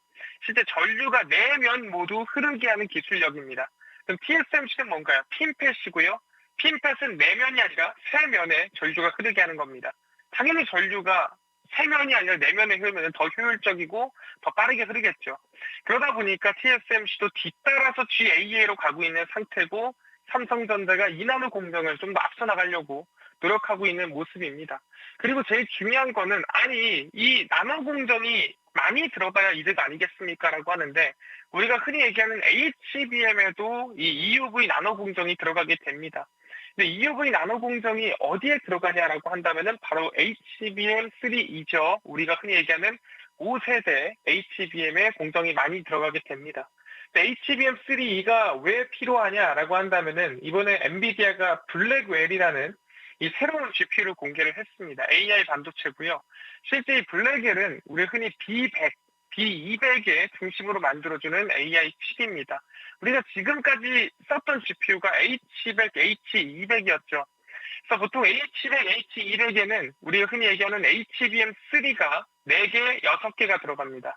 근데 이번에 B200에는 HBM3가 아니라 HBM3E 칩이 8개가 들어갑니다. 그러다 보니까 점점 더 좋은 HBM에 점점 더 많은 HBM이 필요한 시기이기 때문에 당연히 나노 공정도 많이 들어가고요. 말씀드렸던 대로 2나노 공정, 1나노 공정, TSMC를 이겨서 나아가는 과정에 아까 말씀드렸던 이 워트, 초정밀, 온습도 제어 장비가 필요하고 이미 납품하고 있는 기업 중 하나라고 말씀드리겠습니다. 차트를 보시면은 제가 이 14,700원 라인대가 매수가 부근입니다라고 말씀드렸습니다. 이 밑에부터 관심을 가지세요라고 했고요. 여전히 똑같습니다. 이 시초가 이하로, 그래서 14,700원 이하로 관심을 가지시면은 괜찮지 않을까 말씀을 드리고요. 현재 구간에서 목표가 그 당시랑 똑같습니다. 일단 16,500원까지 우리가 1차 목표가로 보고요.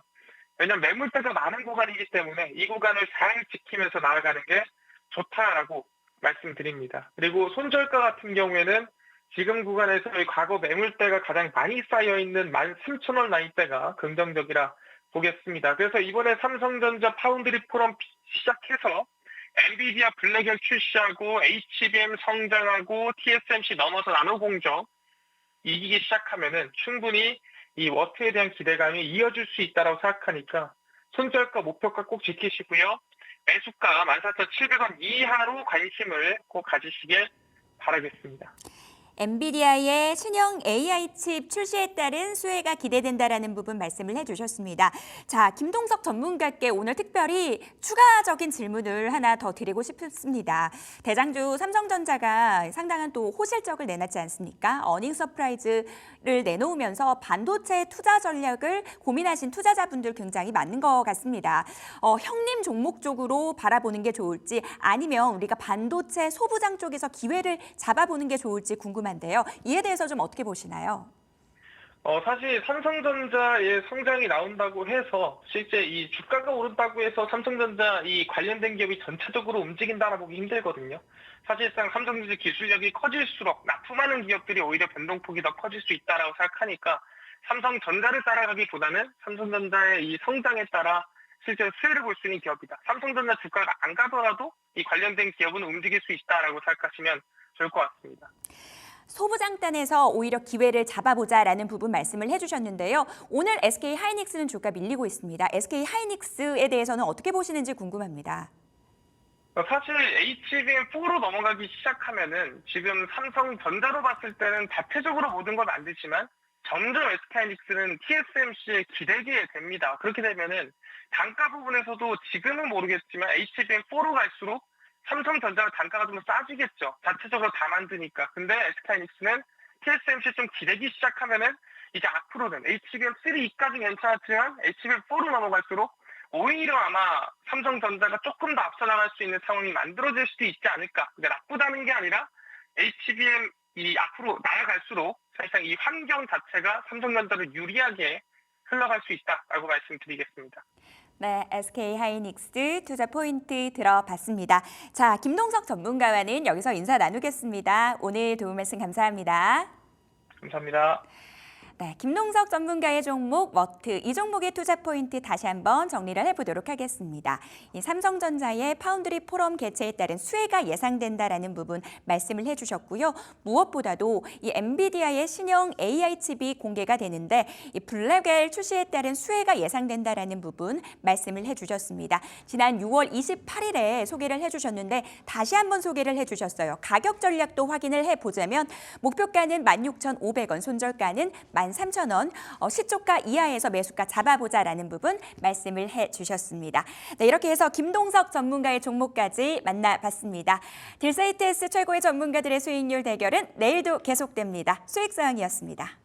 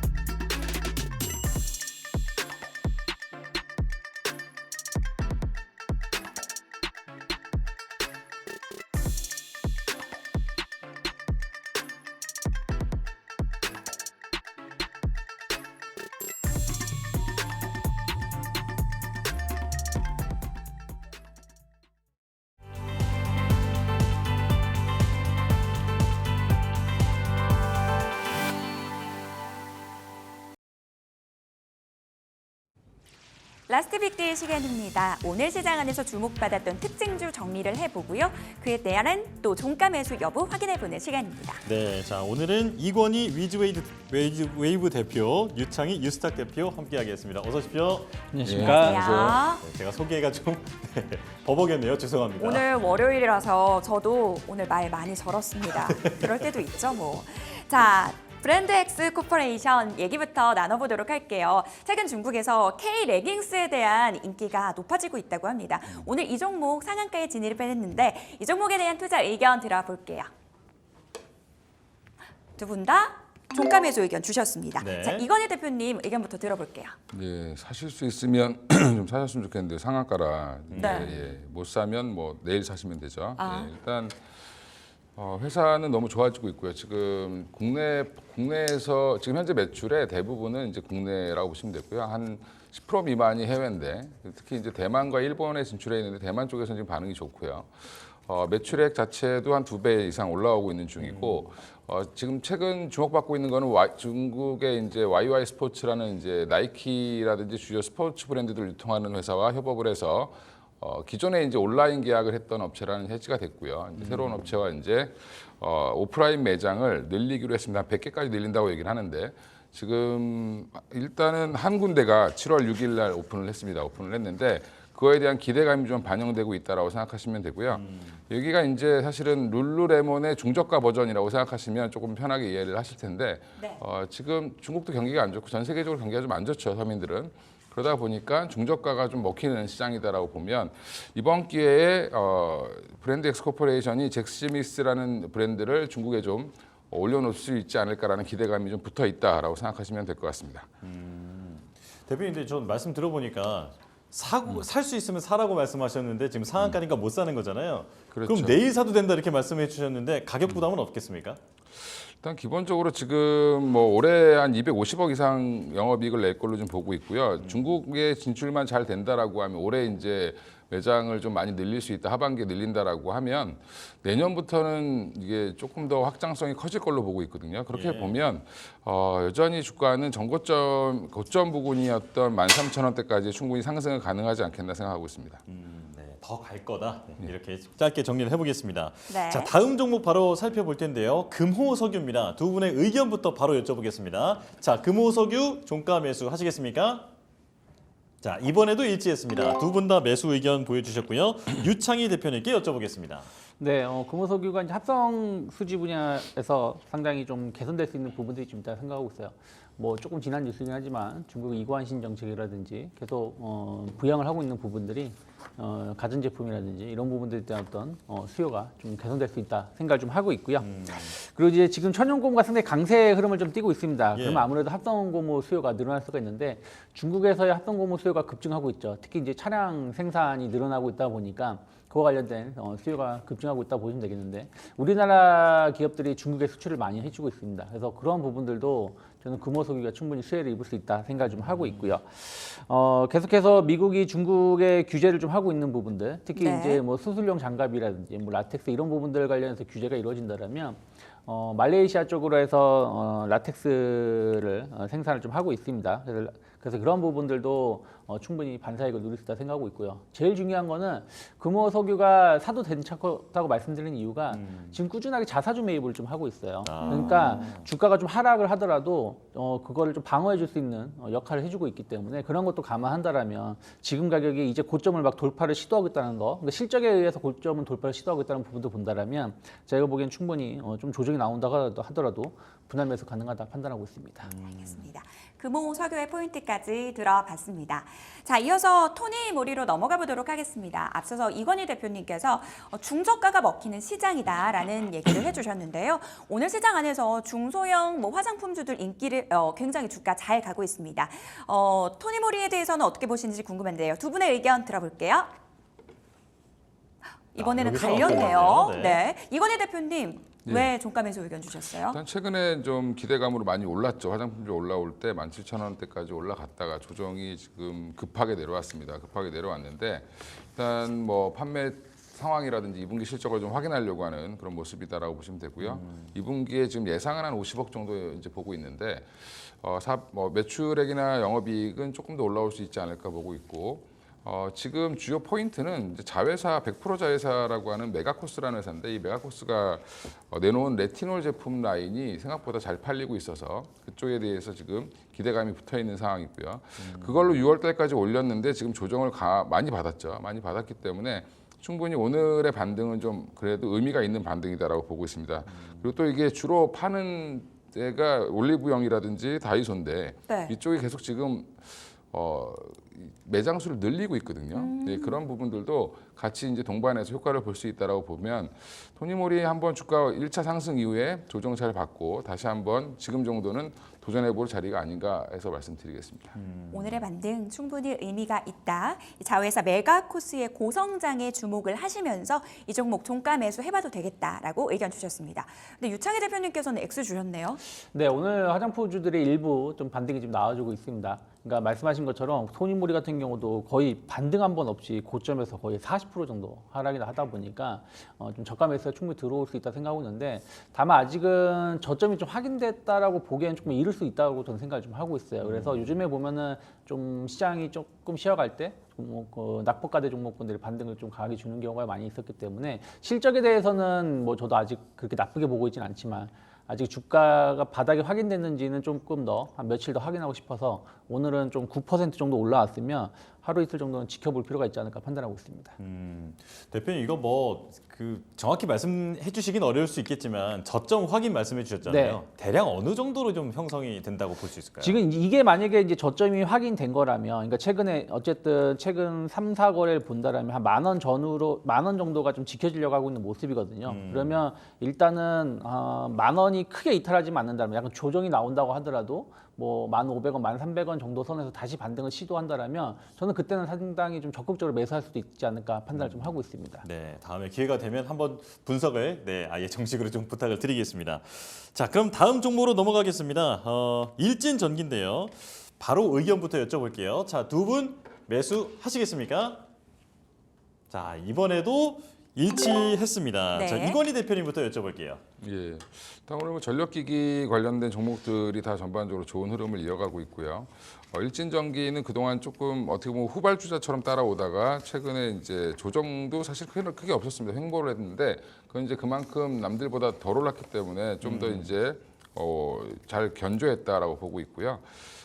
다른 회사들에 비해서는 주가 상승폭도 그닥 크지 않고 그다음에 향후 매출의 확대라든지 일단 뭐 수출의 동향이라든지 이런 것도 봤을 때 일진전기의 제품 구성도 굉장히 좋기 때문에 단순히 이제 변압기만 하는 것도 아니고 전력 설비 전반적으로 하고 있는 회사다 보니까 다시 한번 재평가 받을 가능성이 높다라고 보고 있고 여전히 전력기기의 수급은 공급이 굉장히 타이트한 상황입니다. 그러니까 수요는 많은데 생각보다 물량이 공급되지 않는 부분들이 많기 때문에 여전히 한 2, 3년은 좋게 흘러갈 텐데 주가가 얼마큼 반영하느냐의 문제 이런 것들을 보더라도 일진전기는 여전히 싸다라고 보고 있습니다. 네네.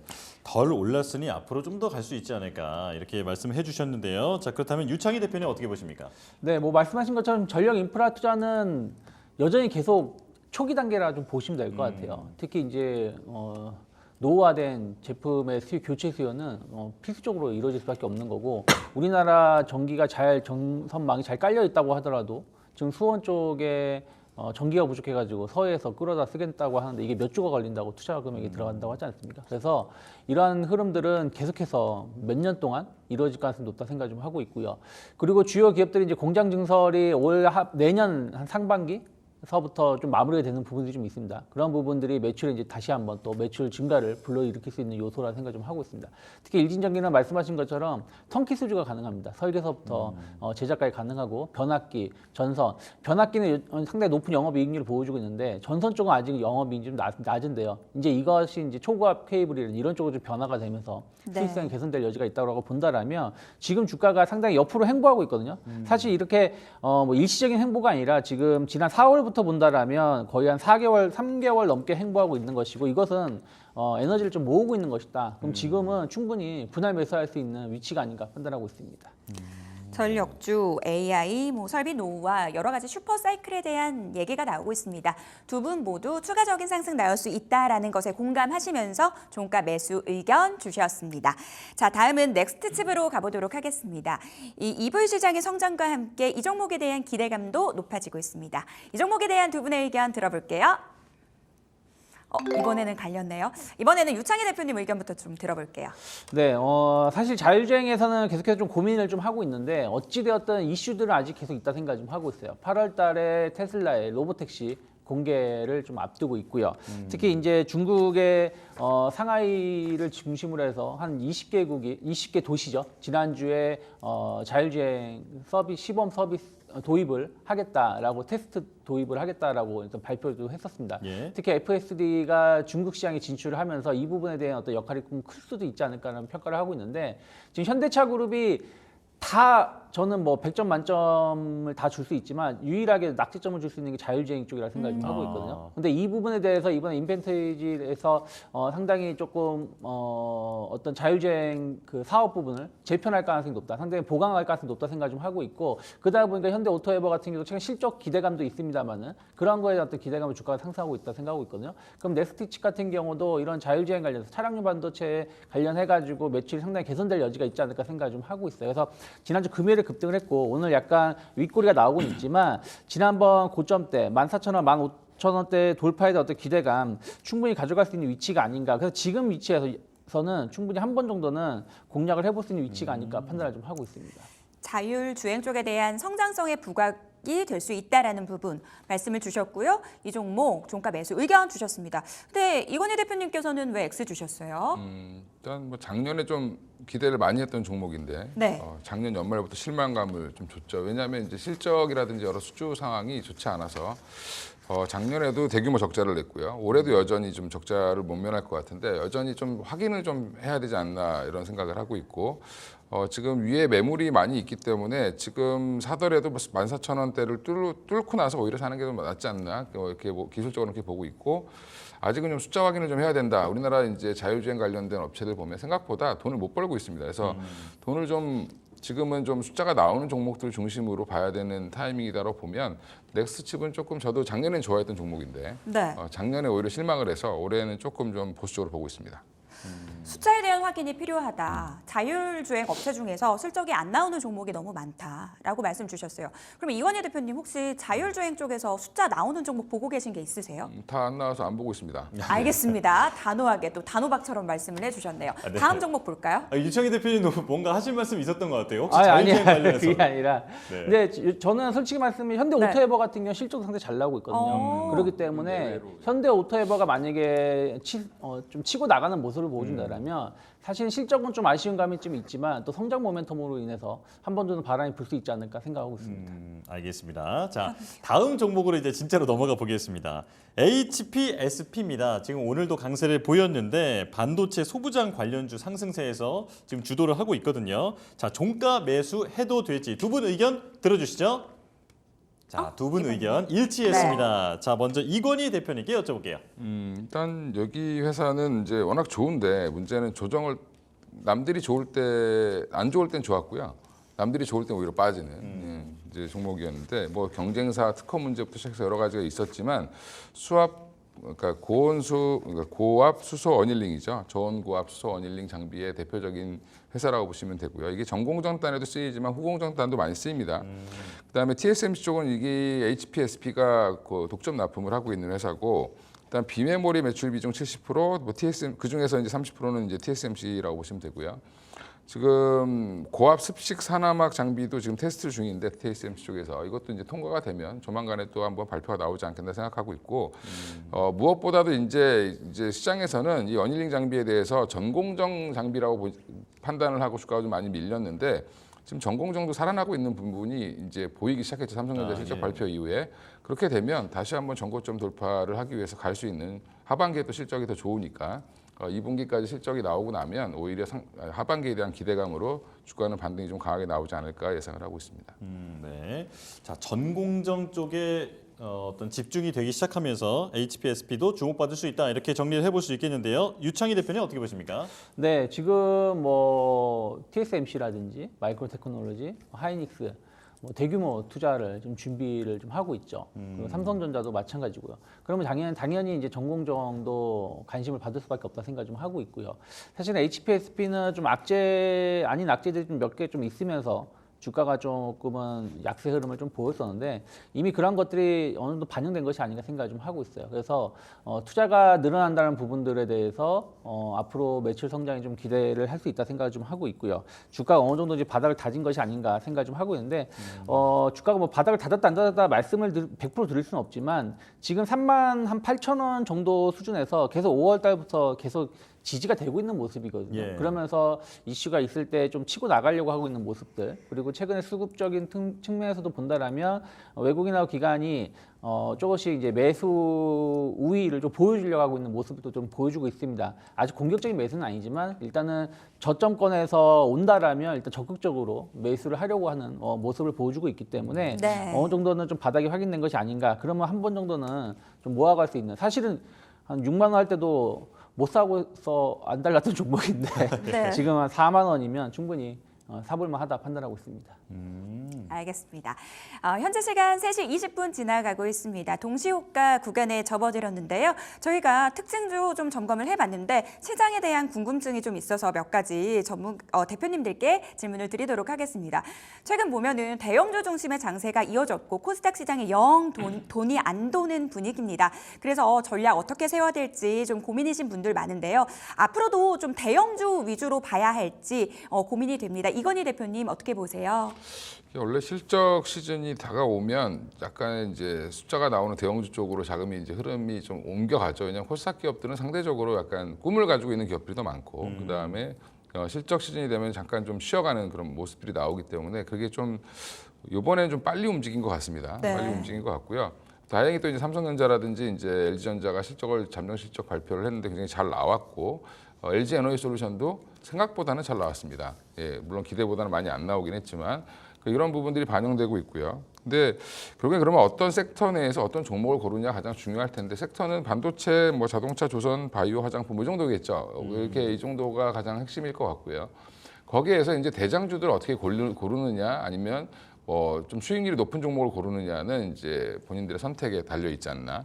삼성전자를 편하게 하실 분들은 삼성전자나 뭐 SK하이닉스 사시면 되는 건데 네. 조금 공격적으로 하시는 분들은 뭐 또 장비주들을 사시거나 이렇게 해야 될 것 같고요. 뭐 자동차도 마찬가지입니다. 뭐 현대차를 사냐 아니면 글로비스를 사냐 아니면 뭐 부품주를 사냐 뭐 이 정도만 선택하시면 되고 그 안에서 또 대장을 고르셔야 될 것 같고요.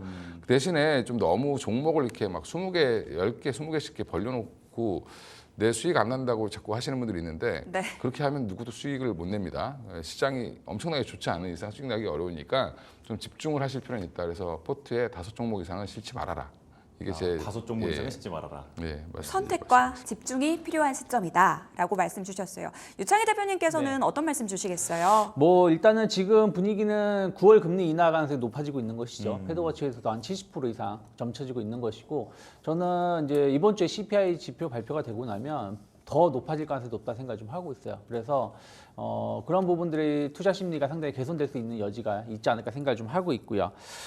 본격적인 실적 장세에 진입을 하기 때문에 저도 일단 7월 한 말 정도까지는 좀 대형주 위주로 봐야 된다 생각을 좀 하고 있어요. 그래서 뭐 반도체, 뭐 조선, 뭐 바이오는 실적주는 아니지만 어쨌든 이제 이쪽에 대해서 긍정적인 수급이 계속 유입될 수 있다 생각하고 있고 저는 만약 중소형주들은 7월 한 중순 이후부터 좀 모아가면서 8월 달에 상승을 좀 대비를 하는 게 맞지 않을까 생각을 좀 하고 있고요.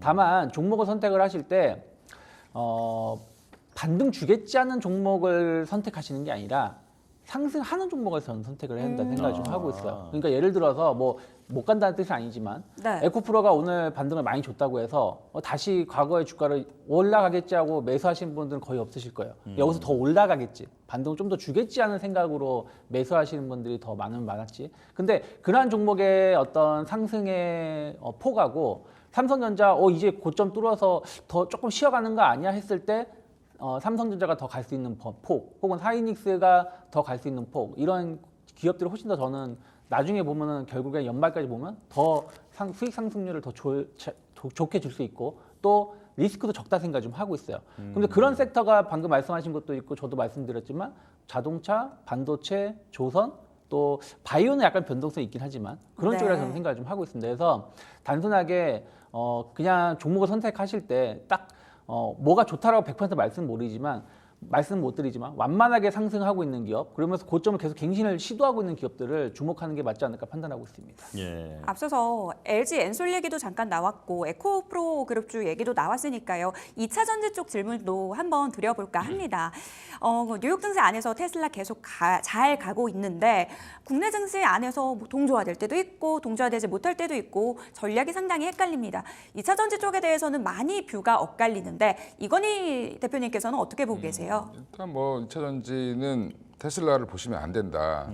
전혀 상관없는 기업이다라고 보시면 되고 약간 상관 있겠죠. 뭐 차 네. 많이 팔리는 거 보고 선두 기업이니까 근데 이제 테슬라는 그걸로 돈을 벌려고 하는 게 아니고 다른 걸로 돈을 벌려고 하고 있죠. 그래서 지금 오히려 테슬라의 상승은 ESS에 투자한 것들에 대한 수익성, 그 다음에 FSD 자율주행에 대해서 관심이 더 많거든요. 사실 그런 부분을 보면 2차 전지는 여전히 캐즘을 극복하는 과정에 있다라고 보시면 되고요. 오히려 미국에서의 판매 가격이라든지 판매 추이 이게 더 중요하고 지금 LG에너지솔루션이 오늘 잠정 시작 발표했는데 네. 기대보다 한 1,000억 이상 안 나왔죠.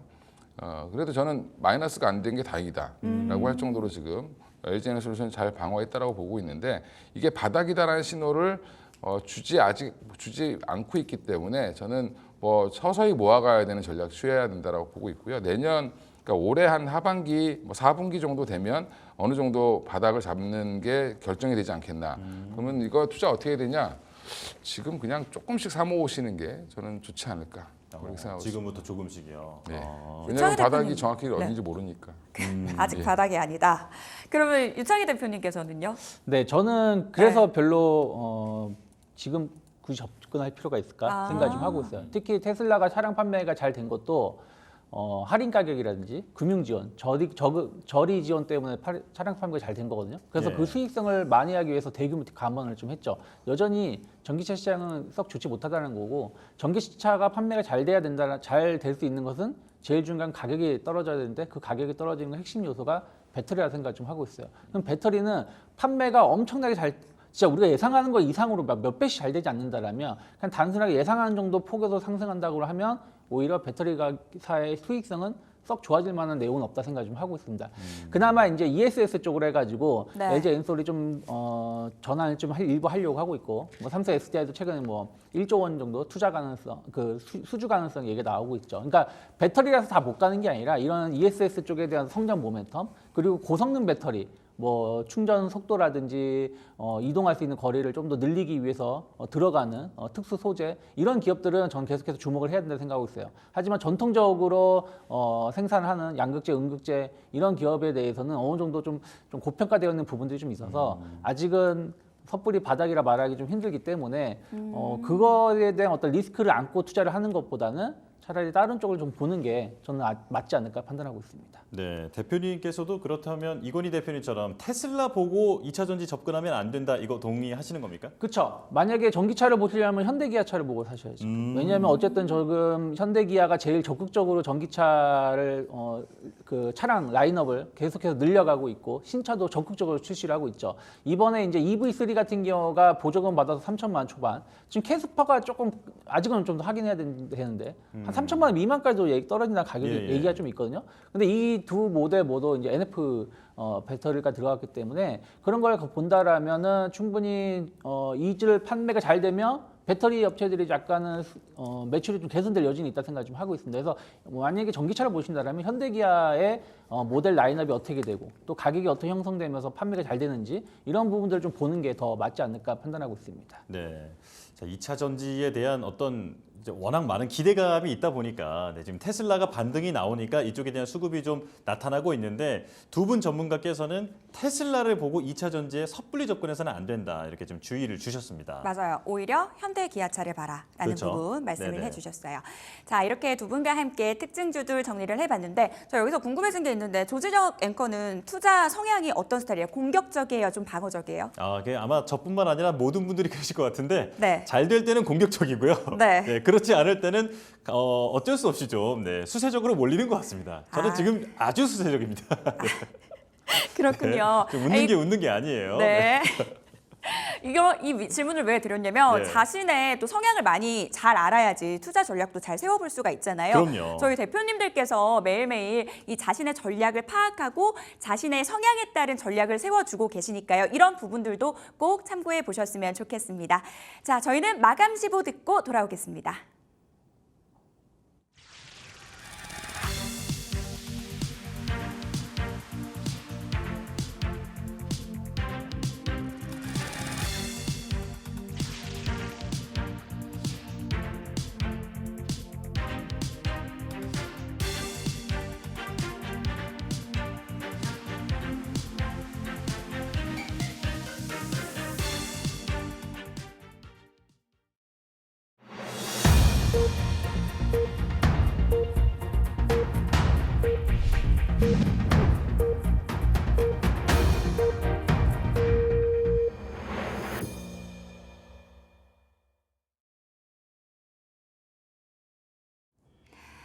월요일장 마감이 됐습니다. 한 주의 출발, 오늘 거래소 쪽 분위기 그야말로 숨고르기 장세입니다.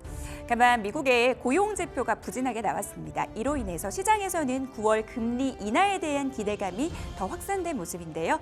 이와 함께 미국 증시는 위험자산에 대한 선호 현상이 강화가 되면서 사상 최고가 다시 한번 경신하는 모습이었습니다. 하지만 최근 우리 시장은 계속해서 또 연고점을 경신하는 따른 피로감이 누적되면서 전반적으로 강한 슈팅이 나와주지는 못했는데요. 코스닥 지수는 오늘 시총상위 2차 전지 종목들이 힘을 내주면서 그래도 강한 상승 탄력이 더해지고 있습니다. 자, 오늘 코스피 지수 0.1% 하락으로 마감이 됐습니다. 2,857선 기록을 했고요. 코스닥 지수는 그래도 오늘 탄력적으로 가져갑니다. 1.4% 가까이 상승하면서 859선, 860선 목전에서 마감이 됐습니다. 자, 오늘 하루 동안의 분위기 먼저 거래소 쪽부터 확인해 보도록 하겠습니다. 전반적으로 우호적인 거시 환경 속에서 출발한 오늘 코스피 시장입니다. 하지만 오늘 전반적으로 지수의 움직임 자체가 크지 않은 상황이었는데요. 0.03% 밀리면서 2,857선 수준에서 종가 형성됐습니다. 자, 코스닥 쪽으로 가보도록 하겠습니다. 최근 전반적으로 이 대형주 중심의 장세가 지속이 되면서 코스닥 지수 영 맥을 못 추는 상황이었습니다. 그래도 오늘은 외국인들의 매수세 속에서 상승세로 마감이 됐습니다. 장대 양봉 그려내면서 마감이 됐고요. 장 막판에 더 상승 탄력이 더해졌습니다. 1.39% 오르면서 859선에서 종가 형성했습니다. 시가총액 상위 종목들의 움직임 짚어보도록 하겠습니다. 자, 대장주 삼성전자 이 어닝 서프라이즈 발표 이후에 추가적인 상승 나왔고 최근에 이 노조 관련 이슈가 있었는데 그래도 증권가에서는 여전히 TP 상향 리포트 내놓으면서 삼성전자의 전망을 밝게 보고 있습니다. 외국인들의 매수세 지속되고 있는 가운데 오늘 0.3% 강세로 마감이 됐습니다. 하지만 SK 하이닉스에 대해서는 외국인들 매도 포지션을 보이고 있습니다. 오늘 가장 많이 매수하는 종목 1위가 삼성전자였고요. 매도 상위 종목 1위가 SK 하이닉스였습니다. 1%대 하락률 기록했고 외국인들 영향력이 큰 시장인 만큼 외국인들의 포지션에 따라 주가의 희비도 교차가 됐습니다. LG엔솔 오늘 부진한 2분기 실적을 내놨습니다. 전년 동기 대비해서 57% 감소를 했고 하지만 전기 대비해서는 그래도 상승을 했습니다. 2차 전지 업황에 대해서는 여전히 전문가들의 의견 분분한 상황인데요. 0.28% 강보합권으로 마감이 됐습니다. 현대차는 0.7%대 강보합권 마감했습니다. 이 가운데 오늘 기아차는 조금 밀렸습니다. 다음 장 좀 확인을 해보도록 할까요? 기아차는 1.6%대 하락률 기록했고 셀트리온 1.2% 하락. 최근 상승이 나왔던 종목을 중심으로 한 차익 실현 매물이 나왔습니다. 연이은 상승 나왔던 밸류업 관련주들 오늘 좀 조정이 나왔습니다. KB금융 1.4% 밀리면서 차익 실현 매물의 86,900원에서 마감이 됐습니다. 삼성물산과 신한지주도 나란히 하락세를 기록했습니다. 최근 가파른 상승에 따른 차익 실현 매물 나왔고요. 2.8% 약세, 삼성물산도 4%대 하락입니다. 다만 네이버는 모처럼 오늘 주가 반등 나와줬습니다. 1.4% 상승하면서 17만 500원 수준에서 종가 형성했습니다. 자, 코스닥으로 가보도록 하겠습니다. 오늘 코스닥 시장에서는 에코프로 그룹주 상당히 돋보이는 모습이었죠. 테슬라와 동조 흐름 보였습니다. 에코프로 BM 4.4% 상승, 에코프로가 6.2% 강세입니다. 하지만 앞서서 대표님들께서 코멘트를 주셨듯이 2차 전지 쪽 전기차 쪽 종목들을 보려면 오히려 테슬라의 주가를 보지 말고 현대기아차 쪽의 주가를 봐야 한다라는 부분 언급을 주셨으니까요. 이런 부분들도 투자 아이디어로 참고해 보시기 바라겠습니다. 자, HLB가 0.97% 약세, 엔캠도 1% 넘게 빠졌습니다. 삼천당제약도 오늘 하루 쉬어가는 모습이었죠. 1%대 약세 기록했고요. 리노공업 1.5% 상승입니다. 클래시스가 3.7% 상승하면서 52,300원에서 마감이 됐고요. HPSP 앞서서 라스트 빅딜 시간에서 만나본 종목이죠. 4%대 상승률 기록을 했습니다. 3분기 실적 개선될 수 있다라는 기대감 나와 있고요. 주가 반등이 나와줬습니다. 이 가운데 오늘 로봇주들 시장 안에서 상당히 좋았습니다. 삼성이 반도체 공정에 로봇 투입을 검토하고 있다라는 분석과 함께 로봇주들 동반 강세가 나왔는데요. 레인보우 로보틱스가 2%대 상승률 기록했고 리가캠 바이오는 1%대 상승, 실리콘2가 오늘 7% 반등 나와주면서 마감이 됐습니다. 네, 이렇게 해서 시가총액 상위 종목들의 흐름까지 짚어봤습니다. 자, 이제 내일의 전략 세워보도록 할게요. 이건희 대표님, 내일장 어떻게 대응하는 게 좋을까요? 네, 뭐 일단 지금 외국인들은 선물을 지난주까지는 좀 많이 사다가 오늘은 거의 지금 한 2,400억 정도만 매수를 했는데 특별하게 이제 지수를 더 끌어올리기에는 조금 부담스럽다라고 느끼는 것 같고요. 그러면 이제 올라오더라도 조금 슬로우하게 올라올 가능성이 있고 그러다 보면 종목으로의 쏠림 현상 오늘처럼 여전히 좀 심할 수 있다고 보고 있습니다. 그래서 여전히 아까 말씀드렸던 섹터 중심으로 보시되 반도체, 뭐 자동차, 뭐 조선 이쪽에서 조금 많이 빠져 있는 종목들, 조정을 받은 종목들이죠. 추세는 살아있는데 조정받은 종목들 중심으로 보시면 되고요. 바이오 같은 경우는 일부 종목들, 바이오테크 기업들 오늘 펩트론이 여전히 강한 흐름을 이어갔는데 여전히 이제 돌아가면서 움직임은 여전히 나올 걸로 보고 있습니다. 그래서 오히려 조정받았던 뭐 상승 후에 조정받는 뭐 ABL 바이오라든지 이런 종목들도 한번 유심히 좀 보실 필요가 있을 것 같고요. 아까 말씀드렸던 브랜드 엑스코퍼레이션도 오랜만에 시장에 주목을 받았는데 아무 뉴스 없이 지금 상한가를 갔습니다. 그런 종목들을 조심하셔야 된다. 조심하라는 게 더 잘 보셔야 된다라고 말씀드리는 거고요. 그래서 내일 만약에 뭐 좀 밀리거나 하면 오히려 좀 매수의 기회가 되지 않겠나 생각하고 있습니다. 예, 자 그렇다면 유창희 대표님의 전략도 들어보겠습니다. 네, 일단은 저는 위험자산 선호 현상은 조금 더 이어질 가능성이 있다고 생각 좀 하고 있어요. 물론 뭐 이번 주 목요일이죠. 우리나라 시간으로는 목요일에 저녁에 미국 CPI 지표 결과에 따라서 또 변동성은 나올 수 있겠습니다만은 우상향 기조가 쉽게 깨질 가능성은 적지 않을까 판단을 좀 하고 있어요. 그래서 완만한 상승이든 뭐 지난주 그 목금과 같은 강한 상승이든 저는 일단은 추가 상승 가능성이 계속 열려 있다고 보고 있고 그러면 지금은 주식을 적극적으로 조정이 나온다고 하더라도 혹은 좀 상승이 나온다고 하더라도 저는 사야 된다 생각을 좀 하고 있거든요. 그래서 종합주가 지수로 설명해 드린다면 2,780포인트 정도, 그자 딱 21선입니다. 그래서 21선을 크게 이탈하는 모습이 아니라 그러면 설사 내일 만약에 시장이 1% 밀렸다고 하더라도 저는 주식을 사야 된다 생각 좀 하고 있어요. 그래서 지금은 약간 조정이 나오더라도 대형주 중심의 매수는 충분히 이어질 수 있다 생각하고 있고요. 네. 코스닥도 어느 정도 이제 저점 확인이 되고 있다 생각 좀 하고 있어요. 지난 7월달, 6월달, 4월달 저점 830포인트가 어느 정도 확인되고 반등을 준다라면 아무리 못해줘도 한 880포인트 혹은 그 연초 한 900포인트 언저리까지 어떤 상승은 더 이어질 수 있는 부분들이다 보니까 코스닥도 마찬가지입니다. 830포인트 지난주 저점이 크게 이탈하기 전까지는 조정 시에 분할 매수 적극적으로 가능하다. 다만 아까 말씀드린 것처럼 단순하게 저점을 깨려고 하는 기업 많이 빠졌다는 기업을 매수하시는 게 아니라 실적이 수반되거나 조금 이거 좀 비싼 거 아니야 하는 종목이 오히려 치고 나갈 땐 더 잘 나갈 수 있기 때문에 추세가 살아있는 종목군들 중심으로 해서 접근하는 게 맞지 않을까 판단하고 있습니다. 추세가 살아있는 종목 중심으로 대응해보자라는 부분 말씀을 해주셨습니다. 자, 유창희 대표님께서 CPI 얘기를 해주셨는데요. 한 주를 출발하는 월요일인 만큼 이번 주 주목할 만한 경제 일정들도 한번 확인을 해주시면 좋을 것 같아요.